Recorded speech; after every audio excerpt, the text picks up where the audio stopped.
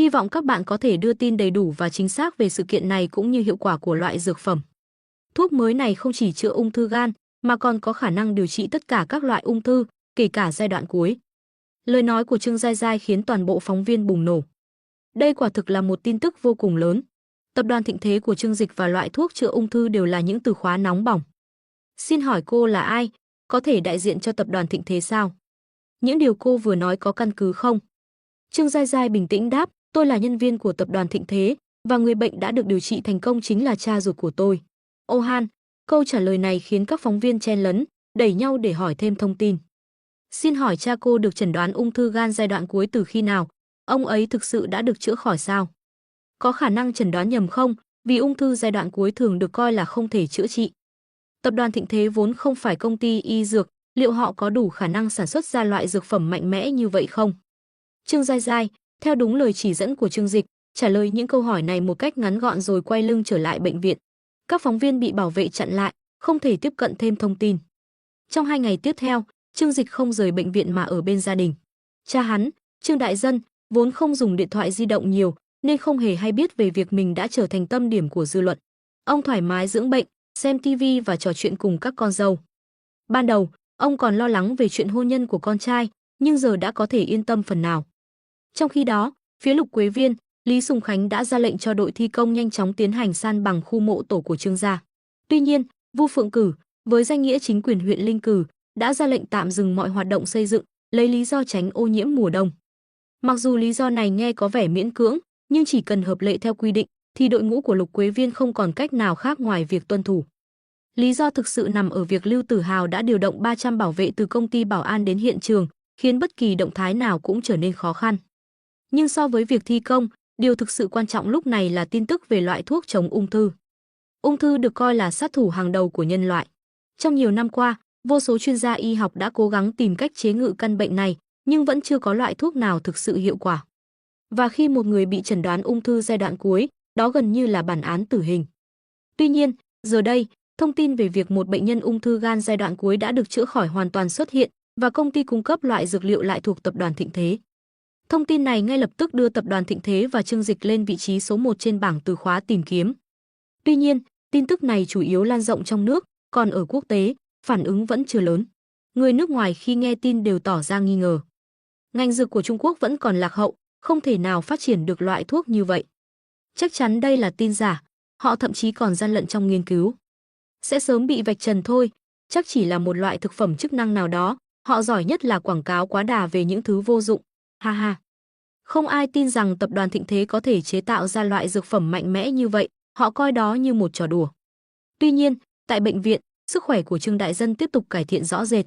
Mỗi ngày, các chuyên gia ung bướu đều tiến hành kiểm tra sức khỏe cho ông, và kết quả cho thấy khối u đang biến mất.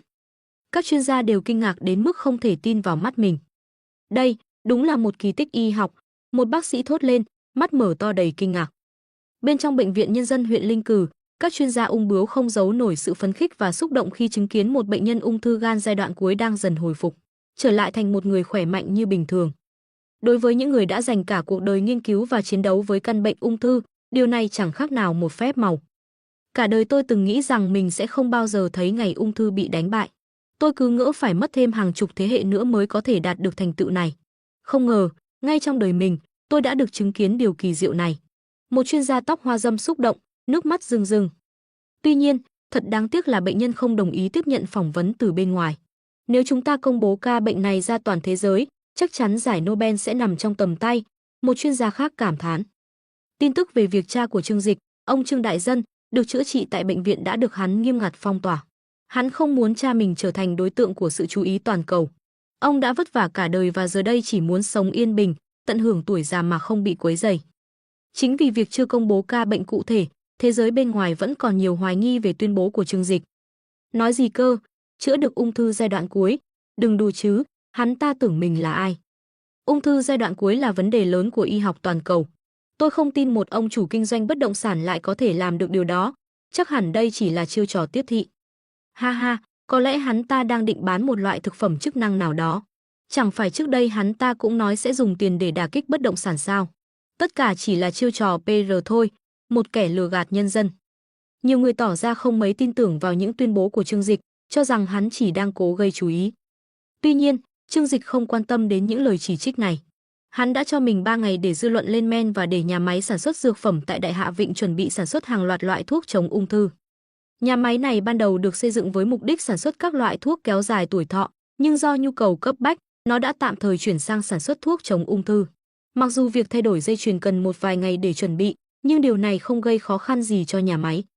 Vào ngày thứ 3, tập đoàn Thịnh Thế đã tổ chức buổi họp báo tại một khách sạn nhỏ nhất của huyện Linh Cừ, một địa điểm khá khiêm tốn so với tầm vóc của tập đoàn. Trương Dịch không trực tiếp tham gia buổi họp báo. Hắn luôn giữ phong cách khiêm nhường và không thích xuất hiện trước công chúng. Thay vào đó, Tô Minh Ngọc, thư ký và giám đốc điều hành của tập đoàn, đại diện đứng ra phát ngôn. Buổi họp báo được tổ chức tại khách sạn lớn nhất của huyện Linh Cừ, thu hút sự tham gia của hàng loạt cơ quan truyền thông nổi tiếng trên toàn quốc. Hàng nghìn phóng viên đã tập trung tại đây, chật kín cổng vào khách sạn. Mặc dù không phải ai cũng tin tưởng vào khả năng tập đoàn Thịnh Thế nghiên cứu ra thuốc chống ung thư, nhưng Trương Dịch và tập đoàn của hắn hiện là tâm điểm của sự chú ý và họ không muốn bỏ lỡ bất kỳ thông tin nào. Tại buổi họp báo, Tô Minh Ngọc xuất hiện với bộ vest trắng sang trọng, tỏa ra vẻ đẹp lạnh lùng và thanh lịch khi bước lên bục phát biểu. Vẻ ngoài rạng rỡ và khí chất uy nghi của cô khiến nhiều phóng viên không khỏi ngỡ ngàng. Không chỉ nổi bật về nhan sắc, cô còn mang trong mình khí chất của một người phụ nữ thành đạt, hoàn toàn vượt xa so với các ngôi sao trong làng giải trí. Khi Tô Minh Ngọc vừa xuất hiện, các phóng viên ngay lập tức chen lấn, đưa micro tới và bắt đầu đặt câu hỏi dồn dập. Tô Minh Ngọc tiểu thư, xin hỏi tập đoàn Thịnh Thế có thực sự nghiên cứu ra thuốc chống ung thư không? Tô Minh Ngọc tiểu thư, giáo sư Cố Lập Phong từ Đại học Y khoa Highway đã công khai phê bình tập đoàn Thịnh Thế là lừa đảo. Cô có ý kiến gì về điều này? Liệu loại thuốc này có thể thực sự chữa trị ung thư giai đoạn cuối không? Có trường hợp nào được chữa khỏi hoàn toàn chưa? Đối diện với hàng loạt câu hỏi chất vấn, Tô Minh Ngọc vẫn giữ vẻ điềm tĩnh. Cô đảo mắt nhìn quanh hội trường, sau đó nhẹ nhàng đưa tay ra hiệu. Tiếng loẹt xoẹt của một chiếc micro bị va chạm vang lên khiến các phóng viên giật mình, tạm thời ngừng lại. Khi mọi người đã yên lặng, Tô Minh Ngọc mới chậm rãi cất giọng bình tĩnh và tự tin, tôi đến đây hôm nay để công bố một số thông tin quan trọng. Mời các bạn lắng nghe kỹ và truyền đạt lại một cách chi tiết. Sau khi tôi hoàn thành phát biểu, các bạn sẽ có thời gian để đặt câu hỏi. Thấy cô nói vậy, các phóng viên liền yên lặng, tập trung nghe những gì cô sắp nói. Với gương mặt tự tin, Tô Minh Ngọc bắt đầu bài phát biểu đã được chuẩn bị kỹ lưỡng. Đầu tiên, tôi xin thông báo rằng công ty con của tập đoàn Thịnh Thế Dịch Hằng Sinh vật Khoa Kỹ đã nghiên cứu thành công một loại thuốc có thể hoàn toàn chữa trị ung thư. Loại thuốc này đã được đặt tên chính thức là Thương Long huyết. Qua các thử nghiệm lâm sàng của chúng tôi, loại thuốc này đã chứng minh được khả năng tiêu diệt hoàn toàn tế bào ung thư mà không gây tổn hại cho các tế bào bình thường. Vì vậy, Thương Long huyết có khả năng chữa trị không chỉ ung thư giai đoạn đầu, mà thậm chí cả ung thư giai đoạn cuối. Lời tuyên bố này khiến hội trường chìm trong tiếng xôn xao. Không thể nào, làm sao họ có thể dám tuyên bố như vậy? Chữa được ung thư giai đoạn cuối, nghe thật khó tin. Tập đoàn Thịnh Thế mà cũng sản xuất thuốc sao? Tôi chưa từng nghe nói. Mặc dù có rất nhiều lời bàn tán, nhưng đa phần mọi người vẫn tỏ ra nghi ngờ. Một phóng viên lớn tiếng hỏi, cô nói đã có thử nghiệm lâm sàng, liệu đã có bệnh nhân nào ở giai đoạn cuối được chữa khỏi chưa? Tô Minh Ngọc lạnh lùng liếc nhìn hắn ta, tôi đã nói, hãy giữ yên lặng cho đến khi tôi hoàn thành phát biểu. Nếu không, tôi sẽ phải mời anh ra khỏi đây. Tuy nhiên, để trả lời câu hỏi của anh, vâng, chúng tôi đã có bệnh nhân ung thư giai đoạn cuối được chữa khỏi hoàn toàn. Tô Minh Ngọc quả quyết xác nhận rằng đã có bệnh nhân ung thư giai đoạn cuối được chữa khỏi hoàn toàn nhờ loại thuốc mới. Câu trả lời này như sét đánh giữa hiện trường, khiến các phóng viên đều sửng sốt. Nếu đúng như vậy, điều này sẽ chứng minh sự thật rằng tập đoàn Thịnh Thế không phải đang nói đùa. Nhiều phóng viên vẫn còn hoài nghi, với hàng loạt câu hỏi muốn được đặt ra ngay lập tức. Tuy nhiên, trước sự cảnh cáo của Tô Minh Ngọc và sự hiện diện của đội ngũ bảo vệ, họ đành kiềm chế sự nôn nóng và tiếp tục lắng nghe. Tô Minh Ngọc tiếp tục, thứ hai, về vấn đề sản lượng thuốc. Do quy trình sản xuất Thương Long huyết vô cùng phức tạp, hiện tại sản lượng chỉ có thể đạt 1.000 liều mỗi tháng. Hiện chúng tôi chưa thể cung cấp với số lượng lớn cho thị trường.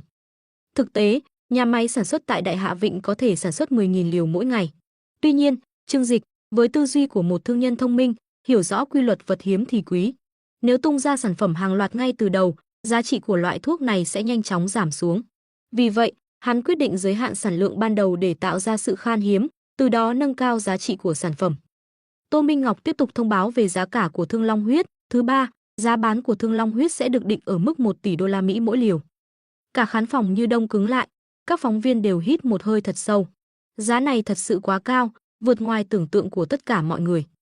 Tuy nhiên, không để ai kịp phản ứng, Tô Minh Ngọc tiếp tục giải thích, tuy nhiên, Trên trang web chính thức của Dịch Hằng Sinh vật Khoa Kỹ, người bệnh có thể kê khai thông tin cá nhân, bao gồm thu nhập gia đình.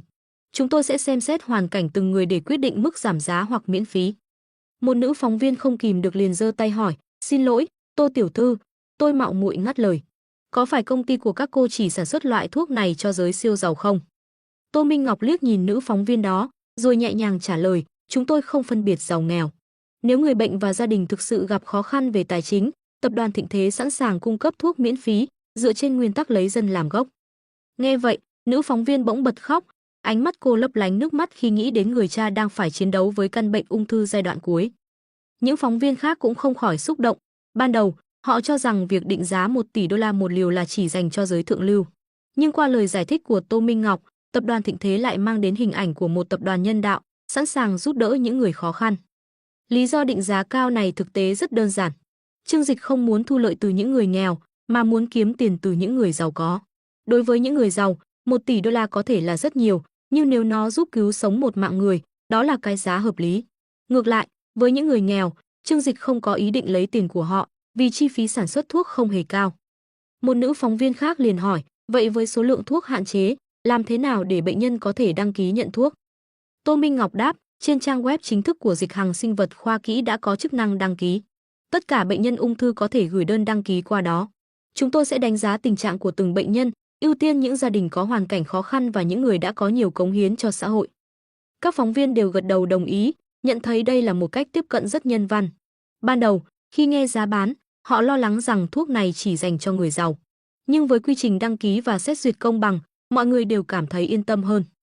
Tô Minh Ngọc tiếp tục, cuối cùng, để chứng minh tính hiệu quả của Thương Long huyết, chúng tôi sẽ tuyển chọn 3 bệnh nhân ung thư giai đoạn cuối để tiến hành thí nghiệm công khai.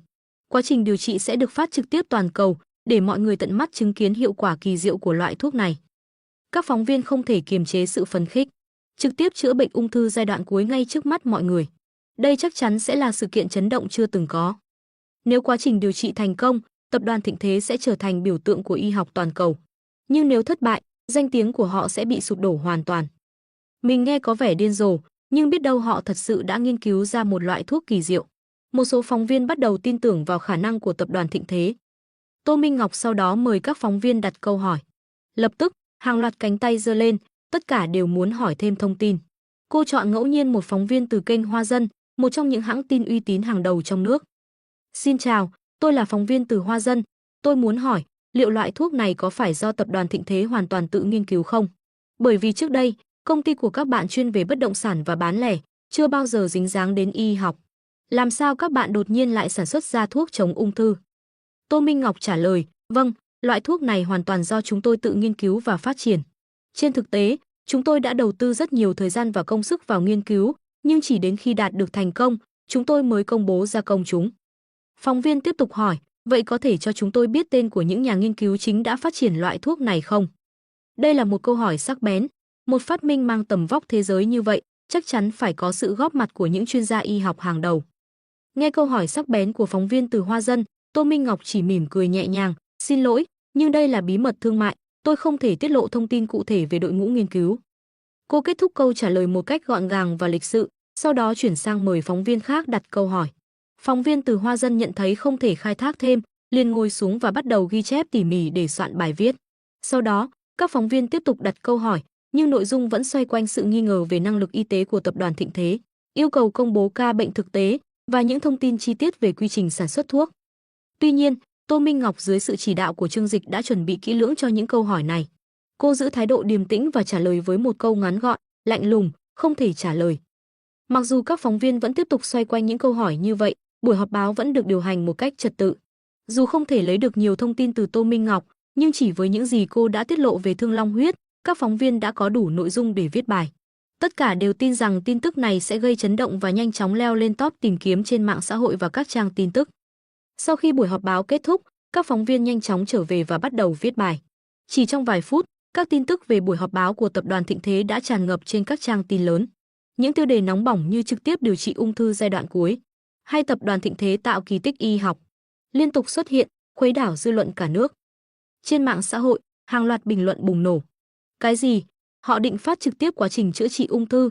Thật không thể tin nổi. Liệu đây có phải là một trò lừa bịp không? Nếu thất bại, danh dự của tập đoàn Thịnh Thế sẽ tan tành. Nghe như một giấc mơ, cả thế giới không làm được, vậy mà tập đoàn Thịnh Thế lại tuyên bố làm được. Cái gì mà 1 tỷ đô la một liều, họ điên rồi sao? Nhưng mà, miễn phí cho người nghèo, nếu thật sự như vậy, đây sẽ là bước ngoặt của y học. Bên cạnh những bình luận hoài nghi, nhiều người vẫn cảm thấy hứng thú và háo hức chờ đợi buổi phát trực tiếp. Những bệnh nhân ung thư và người nhà của họ càng không thể bỏ qua cơ hội theo dõi sự kiện này, hy vọng về một tương lai tươi sáng hơn. Trong khi đó, tại các bệnh viện trên khắp cả nước, nhiều bệnh nhân ung thư và người nhà của họ cũng bắt đầu nghe tin tức về thương long huyết. Những người đang chịu đựng nỗi đau của ung thư giai đoạn cuối bỗng tìm thấy một tia hy vọng trong bóng tối của tuyệt vọng. Một bà mẹ trẻ nhìn con gái nhỏ 5 tuổi của mình đang nằm trên giường bệnh, cơ thể yếu ớt vì ung thư xương giai đoạn cuối. Cô bé với đôi mắt to tròn ngước nhìn mẹ, giọng yếu ớt hỏi, mẹ ơi, có phải con được cứu rồi không? Con có thể khỏi bệnh phải không mẹ? Mắt người mẹ đẫm lệ, nhưng cô vẫn cố gắng mỉm cười, nói với con, đúng rồi con yêu, con sẽ khỏi bệnh. Mẹ sẽ đưa con đi chơi công viên sau khi con khỏe lại. Cô bé nở nụ cười ngây thơ, vui sướng, thật chứ mẹ nhớ phải giữ lời hứa nhé. Sau khi ra khỏi phòng bệnh, người mẹ lập tức gọi điện thoại đến tổng đài đăng ký của Dịch Hằng Sinh vật Khoa Kỹ, hy vọng con mình sẽ được chọn làm tình nguyện viên trong quá trình thử nghiệm thuốc. 3 ngày sau, quá trình tuyển chọn 3 bệnh nhân ung thư giai đoạn cuối đã hoàn tất. 3 người này được đưa đến Bệnh viện Nhân dân huyện Linh Cừ, nơi sẽ diễn ra buổi điều trị trực tiếp. Đây là sự kiện chấn động không chỉ trong nước mà còn trên toàn thế giới. Rất nhiều người từ khắp nơi đổ dồn sự chú ý vào buổi phát sóng này.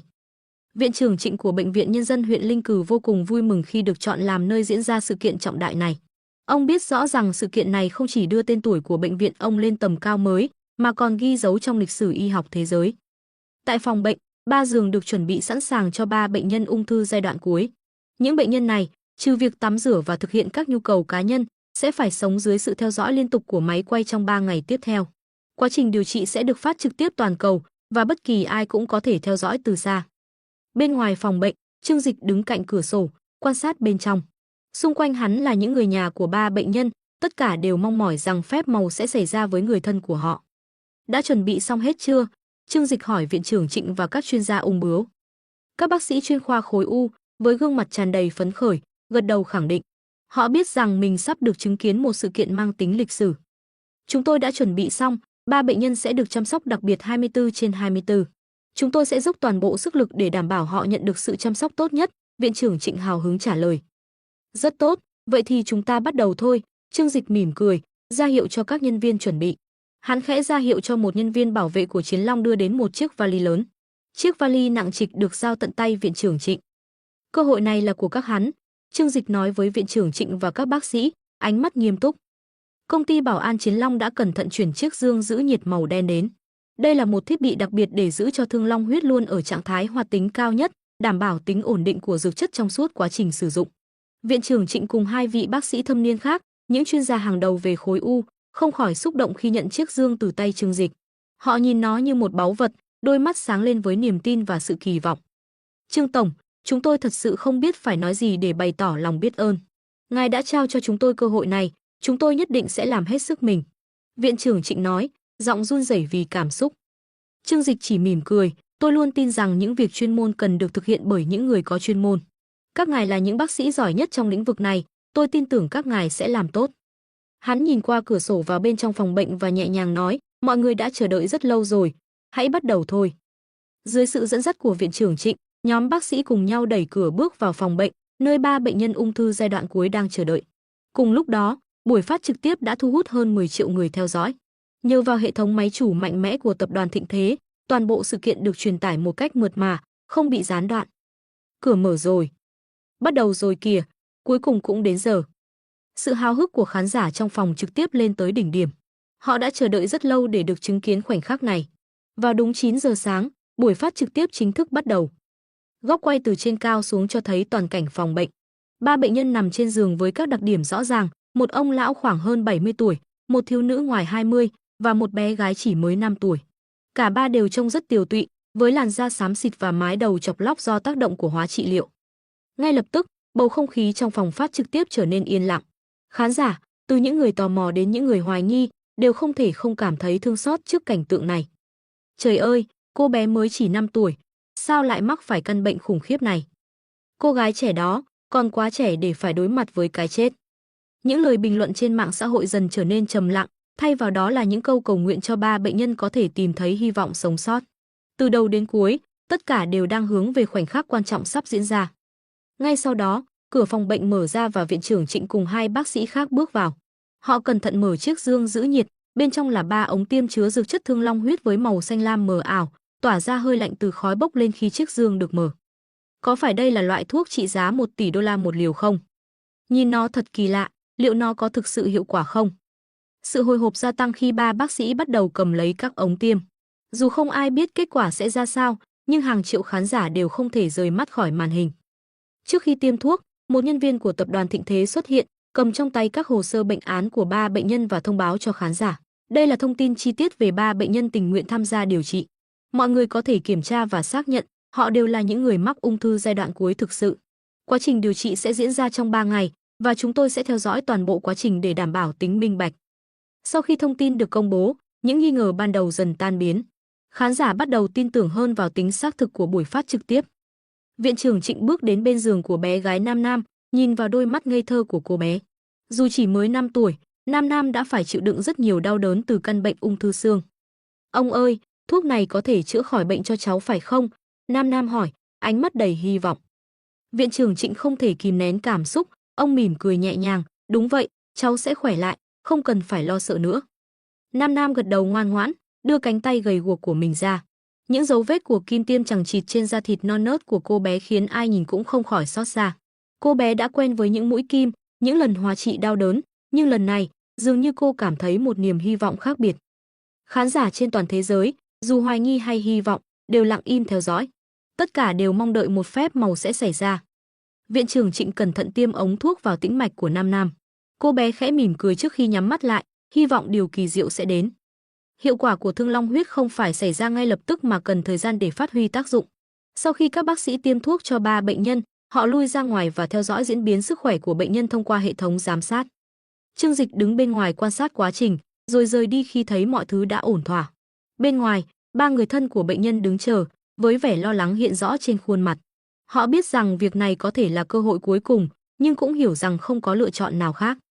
Đừng lo lắng, bệnh của họ nhất định sẽ tốt hơn. Trương Dịch nói với họ bằng một giọng điềm tĩnh và tự tin. Dù lo lắng, những người thân này vẫn không thể không kính trọng trước sự tự tin của Trương Dịch. Họ biết hắn là chủ của tập đoàn Thịnh Thế, người cung cấp loại dược phẩm quý giá này, và hy vọng rằng lời hứa của hắn sẽ thành sự thật. Một người mẹ tiều tụy, là mẹ của bé Nam Nam, hỏi, Trương tiên sinh, liệu thuốc này có thực sự chữa được bệnh cho con gái tôi không? Chắc chắn, Trương Dịch gật đầu tự tin. Hắn hiểu rõ về tương lai và biết rằng trong vài thế kỷ tới, ung thư sẽ chỉ giống như cảm cúm của thời đại hiện tại. Thời gian và khoa học sẽ tiến bộ đến mức những căn bệnh nan y như ung thư cũng sẽ bị đánh bại dễ dàng. Khi các bác sĩ trở ra với dương thuốc, họ cẩn thận giao lại cho bảo an.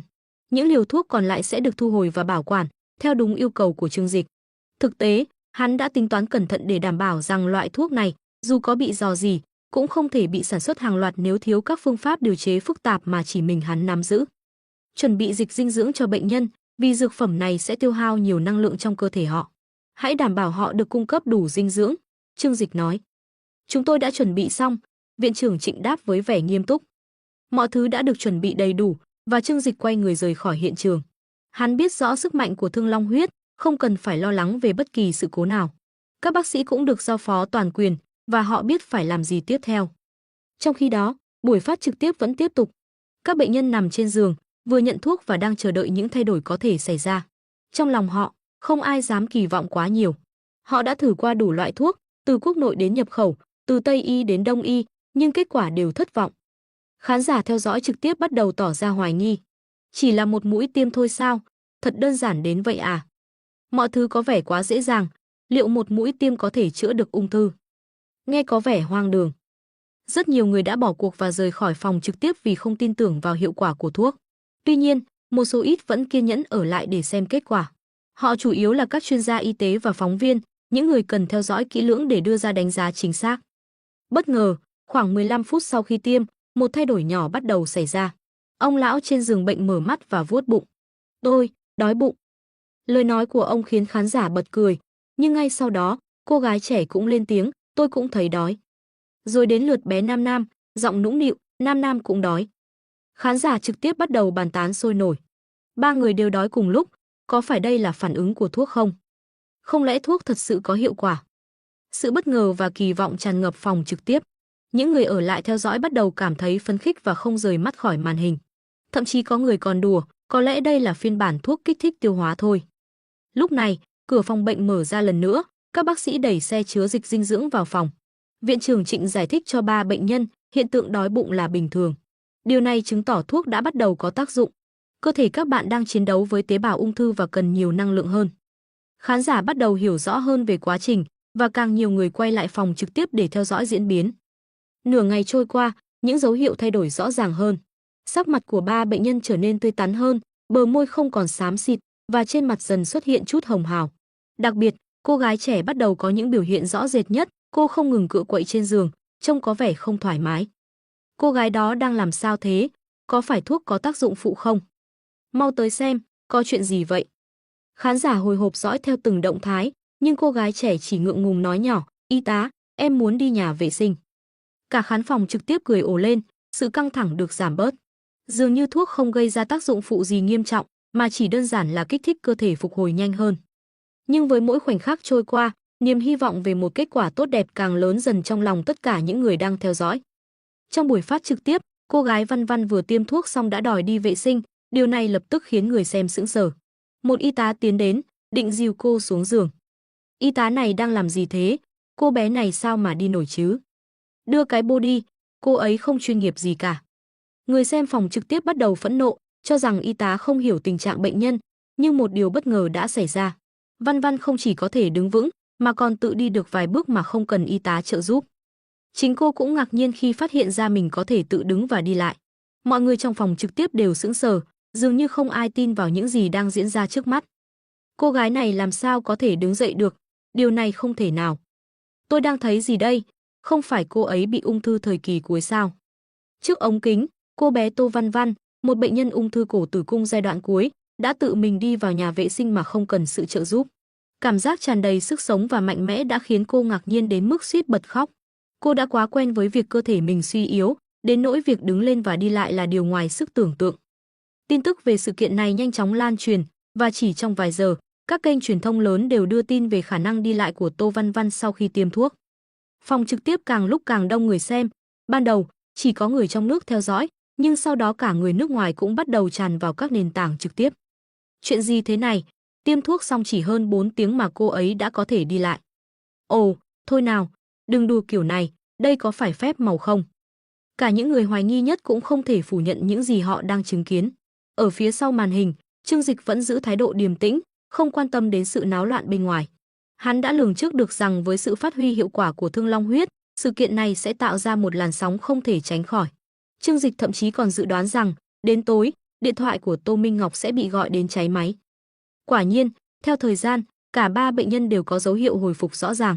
Tô Văn Văn đã có thể đứng lên, sắc mặt hồng hào hơn. Bé Nam Nam thì vui vẻ chơi với búp bê của mình, còn ông Ngô Chính Nghĩa, một bệnh nhân 70 tuổi, tuy hành động còn chậm chạp, nhưng cũng đã có những cải thiện tích cực. Trong suốt quá trình này, số lượng người xem trực tiếp tăng lên chóng mặt.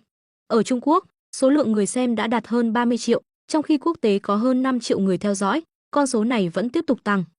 Đúng như Trương Dịch dự đoán, vô số bệnh viện và các tập đoàn dược phẩm bắt đầu liên hệ với Tô Minh Ngọc, mong muốn được hợp tác hoặc mua thuốc. Nhưng Tô Minh Ngọc, với sự khôn ngoan, chỉ đơn giản từ chối và không hứa hẹn gì. Vào sáng sớm hôm sau, Viện trưởng Trịnh và đội ngũ y tế đã tiến hành kiểm tra cho cả ba bệnh nhân và công bố kết quả X-quang trực tiếp. Trên màn hình, Viện trưởng Trịnh giải thích. Kết quả sau 24 giờ cho thấy khối u đã thu nhỏ lại rõ rệt. Các tế bào ung thư không chỉ ngừng lan rộng mà còn bắt đầu chết đi hàng loạt. Khi nhìn thấy hình ảnh X-quang, tất cả các bác sĩ và chuyên gia y tế theo dõi trực tiếp đều bàng hoàng. Chuyện này, thật khó tin. Khối u đã thu nhỏ sao? Thật sự có chuyện này.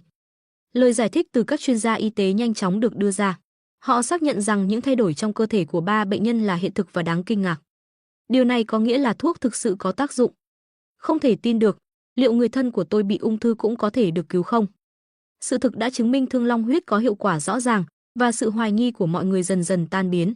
Những người từng giễu cợt Trương Dịch giờ đây không còn gì để nói, ngược lại họ ca ngợi hắn hết lời. Tô Minh Ngọc bắt đầu nhận được hàng loạt cuộc gọi. Các doanh nhân, lãnh đạo và thậm chí là các quan chức cấp cao đều cố gắng liên lạc để mua thuốc cho người thân của họ. Tiểu Tô, Dì là dì Lưu đây, em họ dì có chồng bị ung thư não, dì muốn hỏi về loại thuốc này. Chào Tô Tổng, tôi là giám đốc tập đoàn X, cha tôi bị ung thư tuyến tụy. Không quan trọng giá cả, chỉ cần mua được một liều thuốc. Tô Minh Ngọc, mặc dù đã quen thuộc với nhiều tình huống phức tạp, vẫn cảm thấy quá tải trước số lượng cuộc gọi dồn dập. Cô luôn giữ nụ cười trên môi và đáp lại một cách lịch sự. Yên tâm, tôi sẽ truyền đạt lại thông tin đến Trương tiên sinh. Chúng tôi sẽ cố gắng giúp quý vị hết sức có thể. Trương Dịch đã đẩy tất cả sự phiền toái lên Tô Minh Ngọc và cô lại dùng chính tên của hắn để làm lá chắn, khiến mọi cuộc gọi đổ dồn về phía Trương Dịch, người mà không ai có thể tìm thấy. Chỉ trong vòng một ngày, hiệu quả của Thương Long huyết đã khiến cả thế giới chấn động. Ban đầu, chẳng ai chú ý đến thông báo của Trương Dịch, nhưng sau khi tận mắt chứng kiến buổi phát trực tiếp, không ai dám coi thường sự kiện này nữa. Tony, nhanh chóng đặt cho tôi vé máy bay đến Hoa Hạ, tôi muốn đích thân kiểm tra. Tại phòng thí nghiệm của công ty dược phẩm hàng đầu thế giới, Ryan Buck, chuyên gia hàng đầu Carton ra lệnh cho trợ lý. Ông không thể ngồi yên khi nghe tin về loại thuốc có thể chữa trị ung thư, điều mà ông đã dành cả 30 năm nghiên cứu mà không có bước tiến triển đáng kể nào. Không chỉ Ryan Buck, mà giám đốc điều hành của Soplan, một công ty dược phẩm nổi tiếng khác, cũng đang trên đường đến Hoa Hạ bằng máy bay riêng.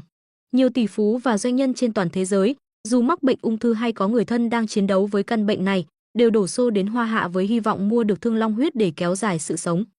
Đây không chỉ là một sự kiện y học lớn, mà còn là cuộc chạy đua của các tầng lớp giàu có trên thế giới. Dù bạn là kẻ nghèo khó hay người giàu có nhất, khi mắc ung thư, bạn đều đối mặt với sự đe dọa của tử vong. Chính vì vậy, tin tức về Thương Long huyết đã khiến cả thế giới sôi sục. Chỉ sau 48 giờ, 3 bệnh nhân trong buổi thử nghiệm đã gần như hoàn toàn hồi phục, trông không khác gì người bình thường. Các kiểm tra y tế cho thấy tế bào ung thư của họ đã co lại đáng kể và khối u dần biến mất, gần như trở về trạng thái ung thư giai đoạn đầu. Điều này đồng nghĩa với việc họ có thể được chữa trị hoàn toàn tại bất kỳ bệnh viện phổ thông nào. Thế giới chấn động và mọi người bắt đầu tin rằng ung thư đã chính thức bị đánh bại. Linh Cừ, một huyện nhỏ bỗng trở nên náo nhiệt. Các phóng viên từ khắp nơi trên thế giới đổ về để đưa tin về sự kiện này. Máy bay trực thăng đậu kín cả thành phố, các doanh nhân, tỷ phú chen lấn để có cơ hội mua được Thương Long huyết. Trong khi đó, Trương Dịch đã lường trước được tình huống này và đưa cả gia đình về quê tránh xa sự náo nhiệt. Tất cả các công việc ở Linh Cừ, hắn giao lại cho Tô Minh Ngọc quản lý. Ở nhà, Trương Giai Giai không giấu nổi sự tò mò, hỏi Trương Dịch.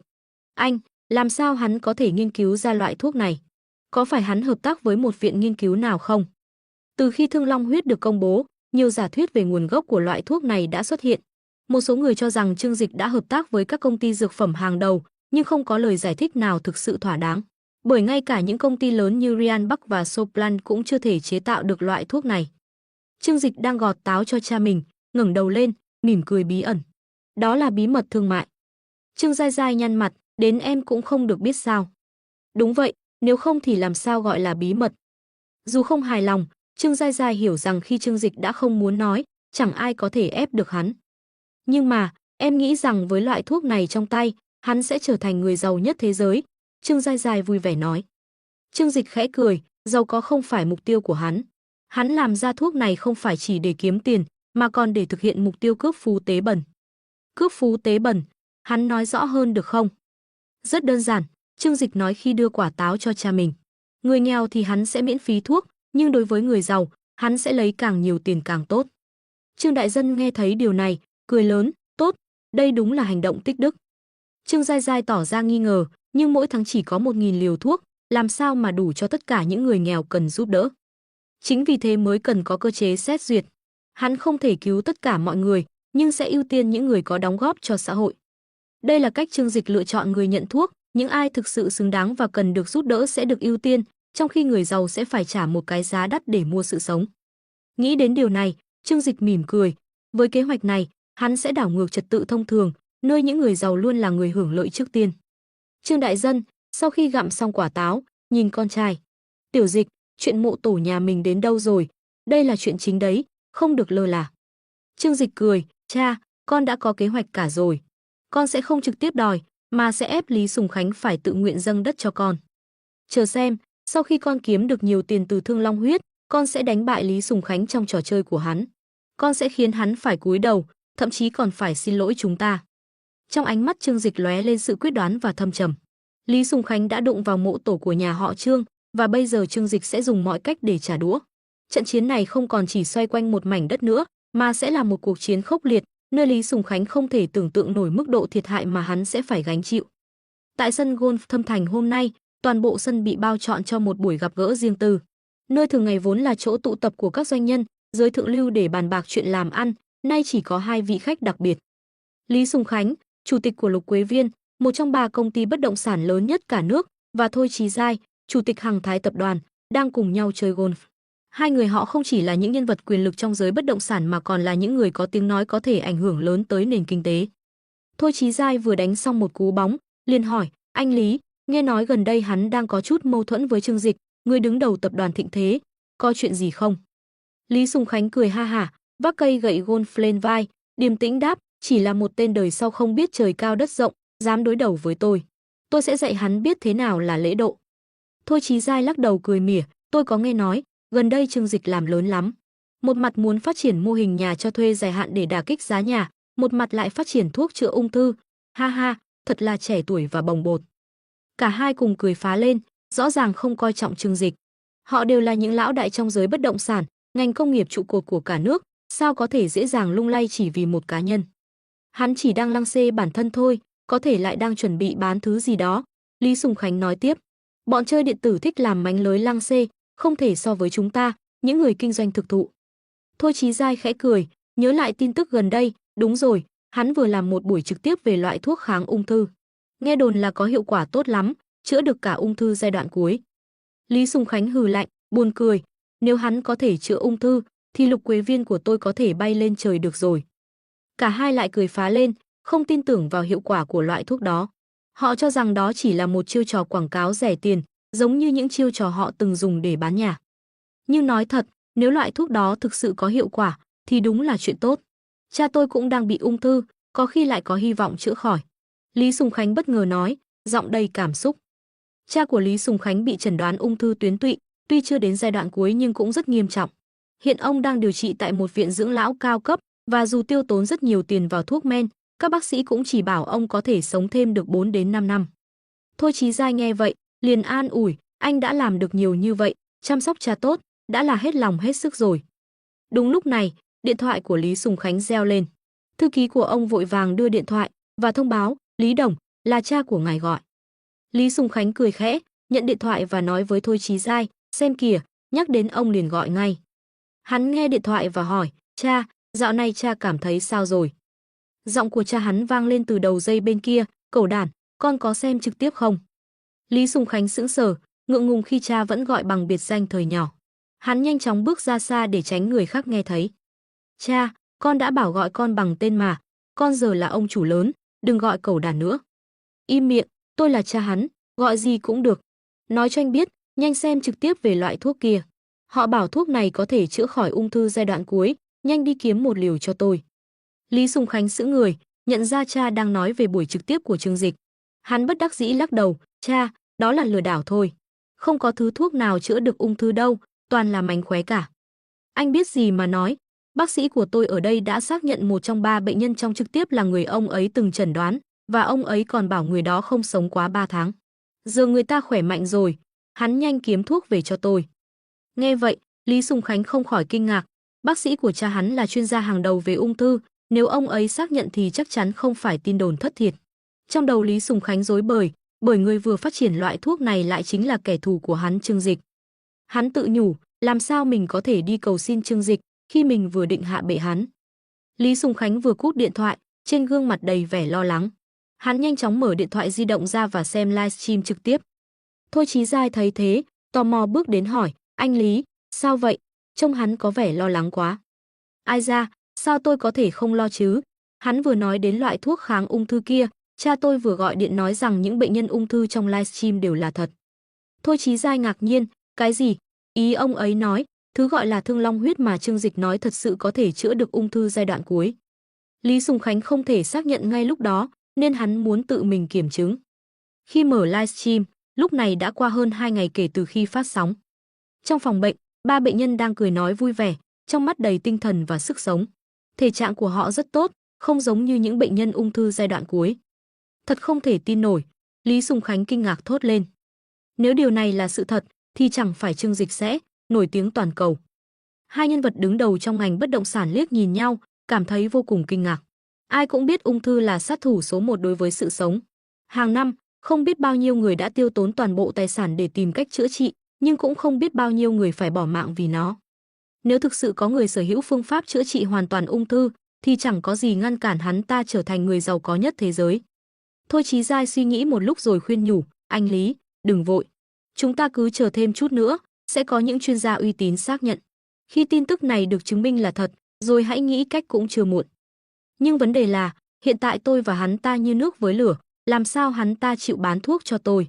Lý Sùng Khánh lo lắng, sắc mặt trầm xuống, hắn nghĩ đến việc mình đã rơi vào thế khó, phụ thuộc vào một gã thanh niên mà hắn luôn khinh thường. Thôi Chí Giai suy nghĩ rồi nói, chuyện này không khó. Hắn ta chẳng phải muốn tiền sao, hắn có thể nhờ ai đó mua giúp.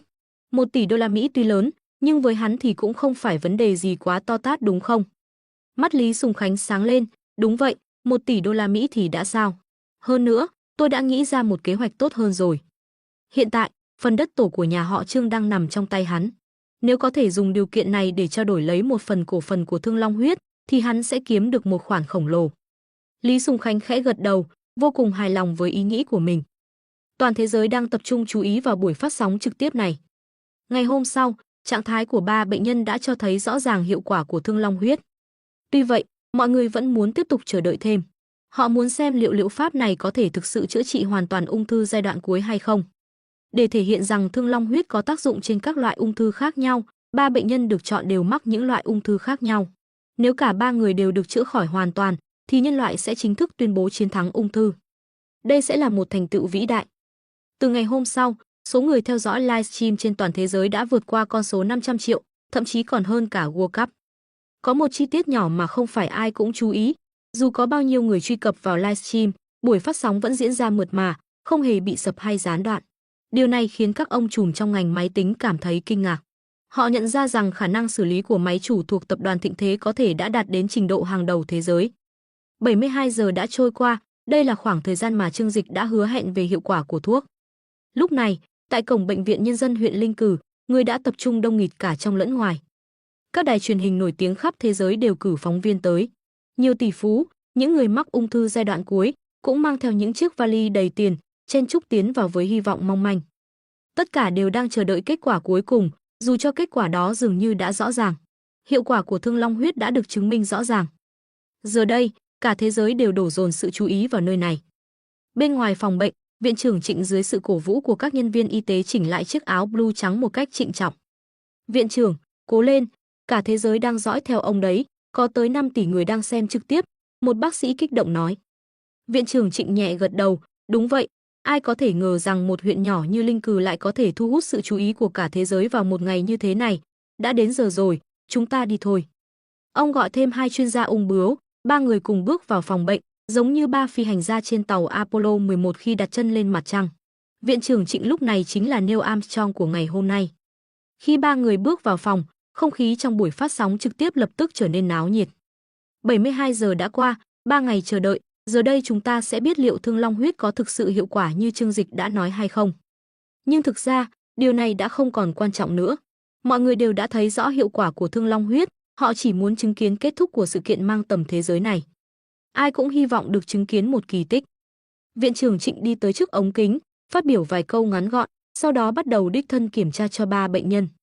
Các thiết bị y tế trong phòng đều là loại tiên tiến nhất, và với sự trợ giúp của các chuyên gia, kết quả kiểm tra nhanh chóng được đưa ra. Viện trưởng Trịnh nhìn kết quả, trong ánh mắt không giấu được sự xúc động.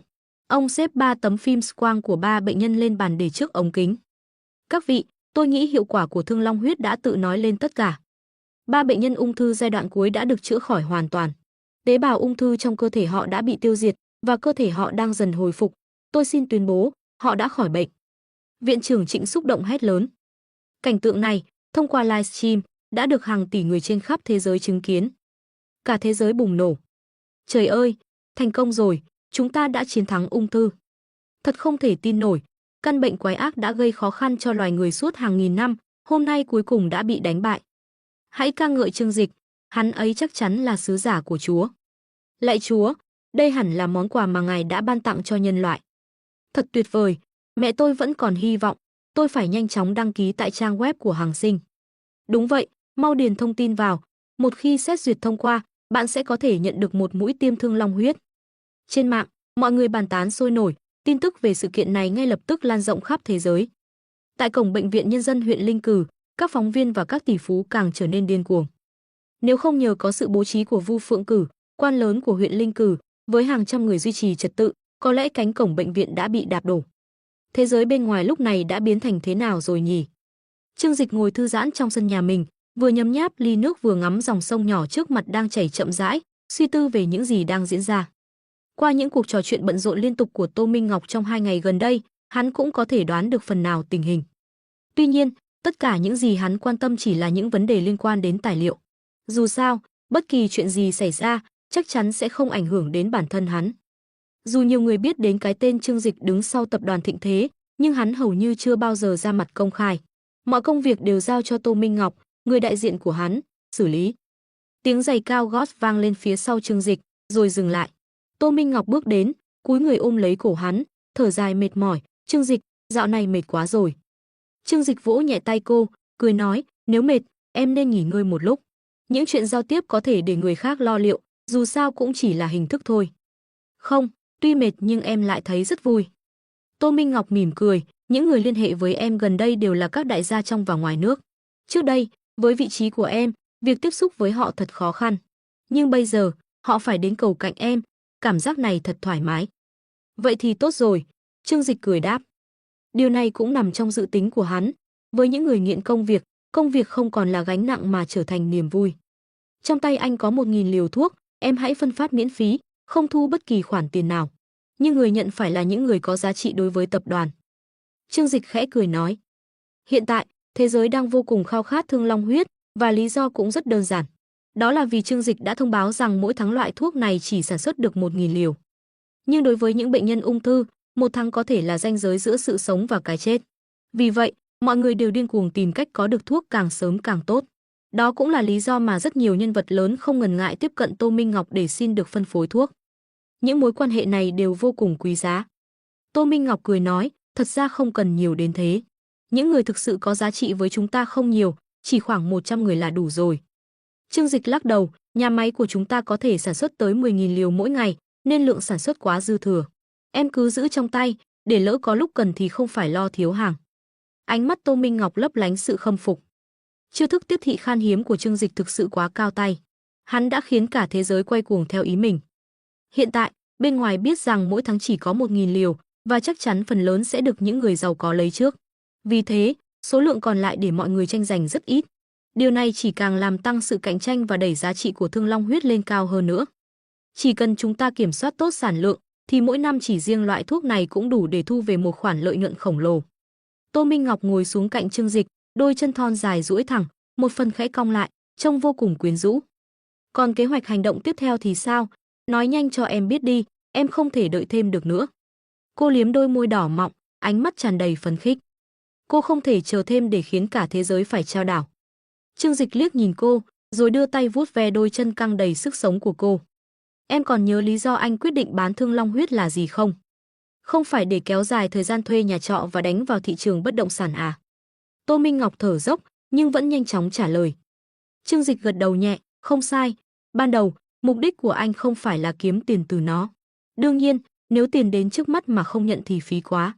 Nhưng hắn chẳng có hứng thú kiếm tiền từ người nghèo, hắn chỉ muốn vơ vét từ người giàu, và phải vơ vét thật mạnh." Ánh mắt hắn lóe lên sự gian xảo, nhìn xa xăm như đã thấy được viễn cảnh thú vị trong tương lai. "Anh định làm thế nào?" Tô Minh Ngọc tò mò hỏi. "Anh đã nói, mỗi tháng chỉ có 1.000 liều thuốc, đúng không? Em đoán xem, trong số đó, bao nhiêu phần sẽ dành cho người giàu và bao nhiêu cho người nghèo?" "Chắc, chia đều 50-50. Tô Minh Ngọc đoán. "Dù sao, anh cũng nói rằng có quá nhiều người nghèo, và với khả năng của anh không thể cứu hết tất cả họ." "Đúng vậy, anh không thể cứu tất cả, nhưng anh có thể giúp những người đã có những đóng góp quan trọng cho xã hội." Trương Dịch mỉm cười, "Và anh quyết định tỷ lệ là 10 so với 0, không một liều thuốc nào dành cho người giàu." Tô Minh Ngọc ngạc nhiên vô cùng. "Cái gì? Vậy anh định kiếm tiền từ đâu?" "Tiền tự khắc sẽ đến, và còn đến rất nhiều." Trương Dịch cười danh mãnh. "Nhà máy của chúng ta mỗi tháng có thể sản xuất tối đa 300.000 liều thuốc, nên chuyện thiếu thuốc là điều không cần lo lắng. Vậy nên, 1.000 liều dù có được dành hết cho người dân bình thường, trong tay anh vẫn còn một lượng lớn thuốc. Điều này chắc chắn những người khác cũng hiểu, nhưng họ lại không biết chính xác anh còn bao nhiêu. Vậy nên, anh sẽ công khai số lượng 1.000 liều để mọi người biết rõ anh đang dùng thuốc cho ai. Điều này sẽ khiến những lời phàn nàn không còn nữa. Nhưng nếu họ muốn mua thuốc từ anh, thì 1 tỷ đô la sẽ không đủ đâu. Trương Dịch liếm môi, phải trả thêm. Ngay lúc đó, điện thoại của Trương Dịch bỗng reo lên. Hắn nhìn vào màn hình, phát hiện đó là cuộc gọi từ Lý Sùng Khánh. Ồ, gọi điện vào lúc này, chắc là muốn cầu hòa rồi. Trương Dịch cười nhạt. Tô Minh Ngọc lắc đầu, em không nghĩ vậy, Lý Sùng Khánh là kẻ thù dai. Chính hắn đã khiến thịnh thế bất động sản lao đao lúc trước. Giờ thấy hắn đưa thịnh thế phát triển mạnh mẽ trở lại còn cạnh tranh trực tiếp với hắn, chắc chắn hắn sẽ không bỏ qua. Trương Dịch không nói gì thêm, chỉ nhấc điện thoại và nghe xem đối phương sẽ nói gì.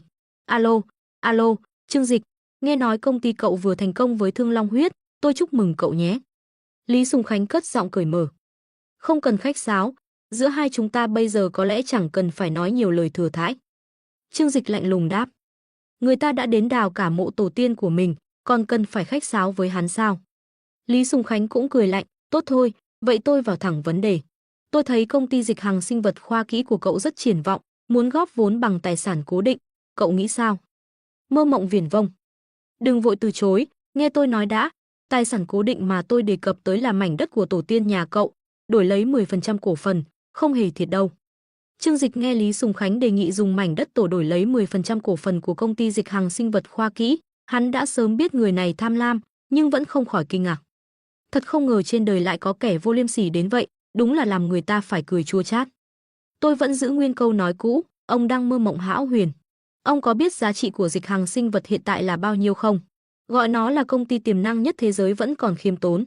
Dùng một mảnh đất mà đòi đổi lấy 10% cổ phần, có lẽ ông còn chưa tỉnh ngủ. Trương Dịch lạnh lùng đáp.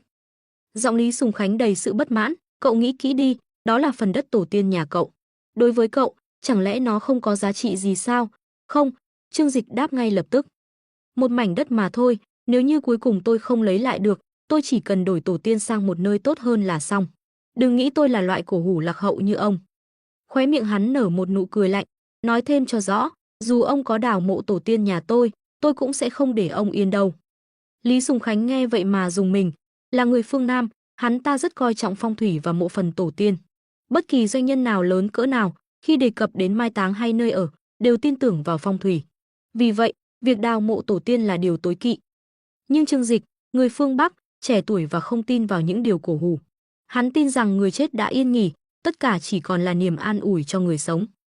Cậu, tốt thôi, cậu điên rồi, cứ chờ mà xem, chắc chắn tôi sẽ đào mộ nhà cậu.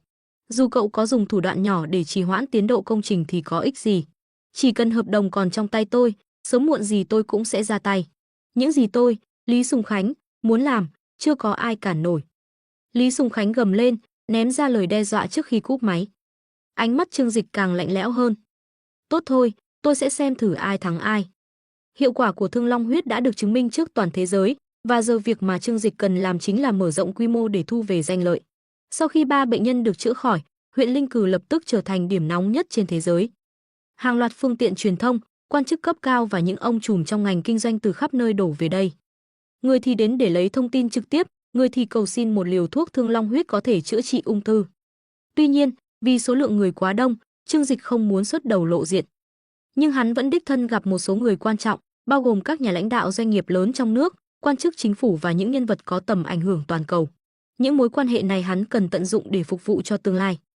Tất nhiên, mỗi người gặp hắn đều có mục đích riêng. Có người muốn hợp tác, có người đến xin thuốc. Những ai muốn hợp tác đều bị Trương Dịch khéo léo từ chối. Đồng thời hắn cũng nhấn mạnh rằng Thương Long Huyết sẽ do công ty Dịch Hằng Sinh vật khoa kỹ trực tiếp quản lý, không có chuyện phân phối qua các đại lý bên ngoài. Còn đối với những người đến xin thuốc, Trương Dịch dựa trên vị trí và ảnh hưởng của họ để quyết định ai được nhận và ai không. Những người có tầm ảnh hưởng lớn đến tương lai của tập đoàn Thịnh Thế đều được tặng thuốc miễn phí. Còn lại, hắn khéo léo trấn an, nói rằng số lượng thuốc có hạn và họ phải đăng ký giống như những người khác. Khi đến thời điểm, sẽ có những ưu tiên nhất định. Thái độ này khiến những người thông minh hiểu rằng thuốc này không thể có được dễ dàng. Và kết quả là, các cuộc thương lượng điều kiện trao đổi bắt đầu nổ ra sôi nổi. Nửa tháng sau, số người đăng ký trên website chính thức của công ty Dịch Hằng Sinh vật đã vượt quá 50 triệu. Tất cả những người này đều là bệnh nhân ung thư đến từ khắp nơi trên thế giới, kê khai chính xác thông tin cá nhân và bệnh tình của mình. 1.000 người may mắn nhất đã được lựa chọn và danh sách chính thức được công bố. Khi danh sách này ra mắt, cả thế giới bắt đầu bàn tán sôi nổi. Bởi vì trong số 1.000 người được chọn, tất cả đều là những người dân bình thường của Hoa Hạ. Họ được chọn vì đã có những đóng góp xuất sắc cho xã hội. Trong đó có những người như cảnh sát dũng cảm cứu người và bị đâm nhiều nhát, giáo viên tận tụy giảng dạy ở vùng núi nghèo khó, những người con hiếu thảo chăm sóc mẹ bị liệt suốt hơn 20 năm và các thành viên đội cứu hộ đã cứu hàng chục người khỏi các thảm họa động đất. Danh sách những người này được công bố khiến toàn dân Hoa Hạ tâm phục khẩu phục. Công ty Dịch Hằng cũng tuyên bố rằng vì những người này đã có những cống hiến to lớn cho quốc gia và nhân dân, họ sẽ được miễn phí hoàn toàn chi phí điều trị trị giá 1 tỷ đô la Mỹ, tức là họ sẽ được chữa trị miễn phí. Thông tin này ngay lập tức gây ra một cuộc thảo luận lớn trong cộng đồng quốc tế. Nhiều người cho rằng Trương Dịch đã mất trí vì đã bỏ ra rất nhiều chi phí phát triển thuốc nhưng lại miễn phí cho những người dân bình thường. Họ đặt câu hỏi liệu hắn đã thiệt hại bao nhiêu tiền. Bởi vì đã có người tính toán rằng, ngay cả khi bán mỗi liều với giá 1 tỷ đô la Mỹ, vẫn sẽ có những tỷ phú mua được. 1.000 liều này có giá trị ít nhất 1.000 tỷ đô la Mỹ. Nhưng Trương Dịch đã quyết định tặng miễn phí toàn bộ cho những hắn hùng của nhân dân. Hành động này không chỉ khiến mọi người nể phục mà còn khiến người ta không khỏi đặt câu hỏi về vị doanh nhân này. Ở nước ngoài, nhiều người dùng mạng đã gay gắt chỉ trích Trương Dịch vì không tôn trọng nhân quyền của họ. Vì trong số 1.000 người được chọn, không có một ai là người nước ngoài. Tuy nhiên, tập đoàn Thịnh Thế không hề đưa ra bất kỳ phản hồi nào. Trương Dịch không có thói quen chiều chuộng những kẻ tự cho mình là đúng. Hắn nghiên cứu ra loại thuốc này và người đầu tiên hắn muốn cứu luôn là đồng bào của mình. Tại Hoa Hạ, Trương Dịch ngay lập tức được tôn vinh là hắn hùng của nhân dân. Khi giá thuốc được công bố, tôi cứ nghĩ đây chỉ là thuốc cứu mạng cho giới nhà giàu thôi. Ai mà ngờ được, 1.000 người may mắn đều là dân thường. Lần này thì các tỷ phú giàu có chắc tức điên lên. Trương Dịch có thể tổn thất bao nhiêu tiền vì hành động này. Nhưng anh ấy vẫn quyết đoán làm, đúng là tấm gương cho dân tộc. Từ hôm nay trở đi, tôi chính thức là fan cứng của Trương Dịch. Ai dám nói xấu anh ấy thì coi chừng tôi. Tôi đoán các tỷ phú trên thế giới đang phát cuồng vì ghen tị. Họ luôn được hưởng những gì tốt nhất, nhưng lần này lại phải ngồi nhìn người nghèo hưởng lợi trước. Cả thế giới sôi sục bàn tán, và chỉ sau một đêm, Trương Dịch được thần thánh hóa. Tập đoàn Thịnh Thế cũng hành động rất nhanh chóng. Sau khi danh sách được công bố, họ lập tức tổ chức xác minh danh tính và đăng ký tại thành phố Thiên Hải. Địa điểm được chọn là một biệt thự tư nhân của Trương Dịch, nơi đã được tạm thời cải tạo thành nơi tiêm thuốc. Mỗi người được chọn đều phải đến đây để trải qua quá trình xác minh thân phận kỹ lưỡng. Chỉ khi thông tin chính xác, họ mới được tiêm thuốc. Cách làm này nhằm ngăn chặn việc đầu cơ trục lợi đối với Thương Long Huyết. Dù trên danh nghĩa, giá của một liều thuốc này đã lên đến 1 tỷ đô la Mỹ, và dù có tiền cũng chưa chắc mua được ngoài thị trường. Chỉ cần ai đó may mắn có được một liều thuốc, chắc chắn họ có thể bán nó với giá cao không tưởng trên thị trường chợ đen. Nhiệt độ của Thương Long Huyết vẫn tiếp tục gia tăng, suốt hơn nửa tháng qua liên tục chiếm lĩnh vị trí hàng đầu trên các bảng từ khóa nóng. Dù sao thì đối với nhân loại, đây thực sự là một phát minh vô cùng vĩ đại. Căn bệnh đã làm nhân loại lo lắng hàng nghìn năm, nay đã được khắc phục triệt để, ai mà không phấn khích. Ngay cả ban giám khảo giải Nobel cũng tự mình tìm đến, khăng khăng muốn được gặp Trương Dịch một lần. Trương Dịch thì không bận tâm lắm, dễ dàng đồng ý gặp bọn họ một lần. Sau đó, anh thấy những cụ ông 6, 70 tuổi, nét mặt kính cẩn như đang hành hương, nắm chặt tay anh và liên tục gọi anh là chủ nhân tương lai của thế giới. Tiên sinh Trương Dịch, giải Nobel sinh lý học hoặc y học năm nay đã được quyết định. Không còn ai ngoài ngài, đến lúc đó, mong ngài có thể tự mình đến nhận giải. Một vị giám khảo hói đầu lo lắng nói. Tôi sẽ xem có rảnh không, các vị cũng biết đấy, tôi lúc nào cũng rất bận. Trương Dịch lơ đãng đáp lại, vẻ mặt tỏ rõ sự không hứng thú. Hắn vốn chẳng muốn xuất hiện trước công chúng. Nhưng mà, toàn bộ các nhà sinh vật học và chuyên gia y học trên thế giới đều rất mong được gặp ngài. Hơn nữa, phát minh về thuốc của ngài là một kỳ tích. Cả thế kỷ 21 sẽ không có ai có thể vượt qua được đóng góp của ngài sao có thể vắng mặt. Các giám khảo cầu xin khẩn thiết. Để đến lúc đó rồi tính, Trương Dịch chỉ qua loa một chút rồi nhanh chóng tiễn họ ra về. Một số người, Trương Dịch không thể không đích thân tiếp đón, chẳng hạn như ban giám khảo giải Nobel, vì thực sự hắn cũng có chút hứng thú với giải thưởng này. Ít nhất thì phần quà tặng kèm cũng không tệ, dù sao, cũng là danh tiếng. Góp phần tăng thêm số lượng giải Nobel của quốc gia cũng tốt. Vừa tiễn ban giám khảo đi, Tô Minh Ngọc xuất hiện với đôi giày cao gót 10 cm, cười rạng rỡ tiến lại gần. Trương Dịch, anh có biết không, vừa rồi đài truyền hình Trung ương đã vinh danh anh vì những đóng góp to lớn và gọi anh là nhà tư bản có lương tâm của nhân dân. Đồng thời, anh cũng được đề cử giải thưởng khoa học kỹ thuật của quốc gia năm nay. Trương Dịch thở dài, thôi được rồi, giải thưởng thì cũng không thiếu. Em có biết bao nhiêu giải thưởng nước ngoài mong anh đến nhận không? Không chỉ giải Nobel, mà rất nhiều giải thưởng về sinh học và y học trên khắp thế giới đều đã gửi thông báo cho Trương Dịch, thông báo rằng hắn đã được chọn.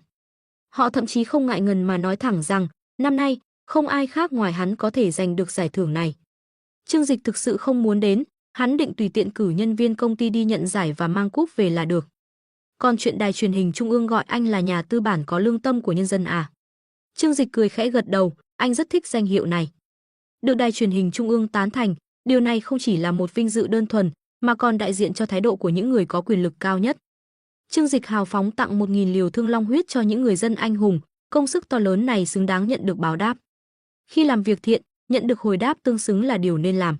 Huống chi, điều hắn muốn chính là danh tiếng vang xa mà thôi. Cũng nhờ hành động này, Trương Dịch đã chiếm được lòng dân, khiến doanh thu của tập đoàn Thịnh Thế tháng này tăng trực tiếp 20%. Đây là một con số đáng kinh ngạc. Trước đây, điều Trương Dịch mong muốn chính là được cả danh và lợi. Danh tiếng đã đầy tràn, giờ đến lúc thu lợi.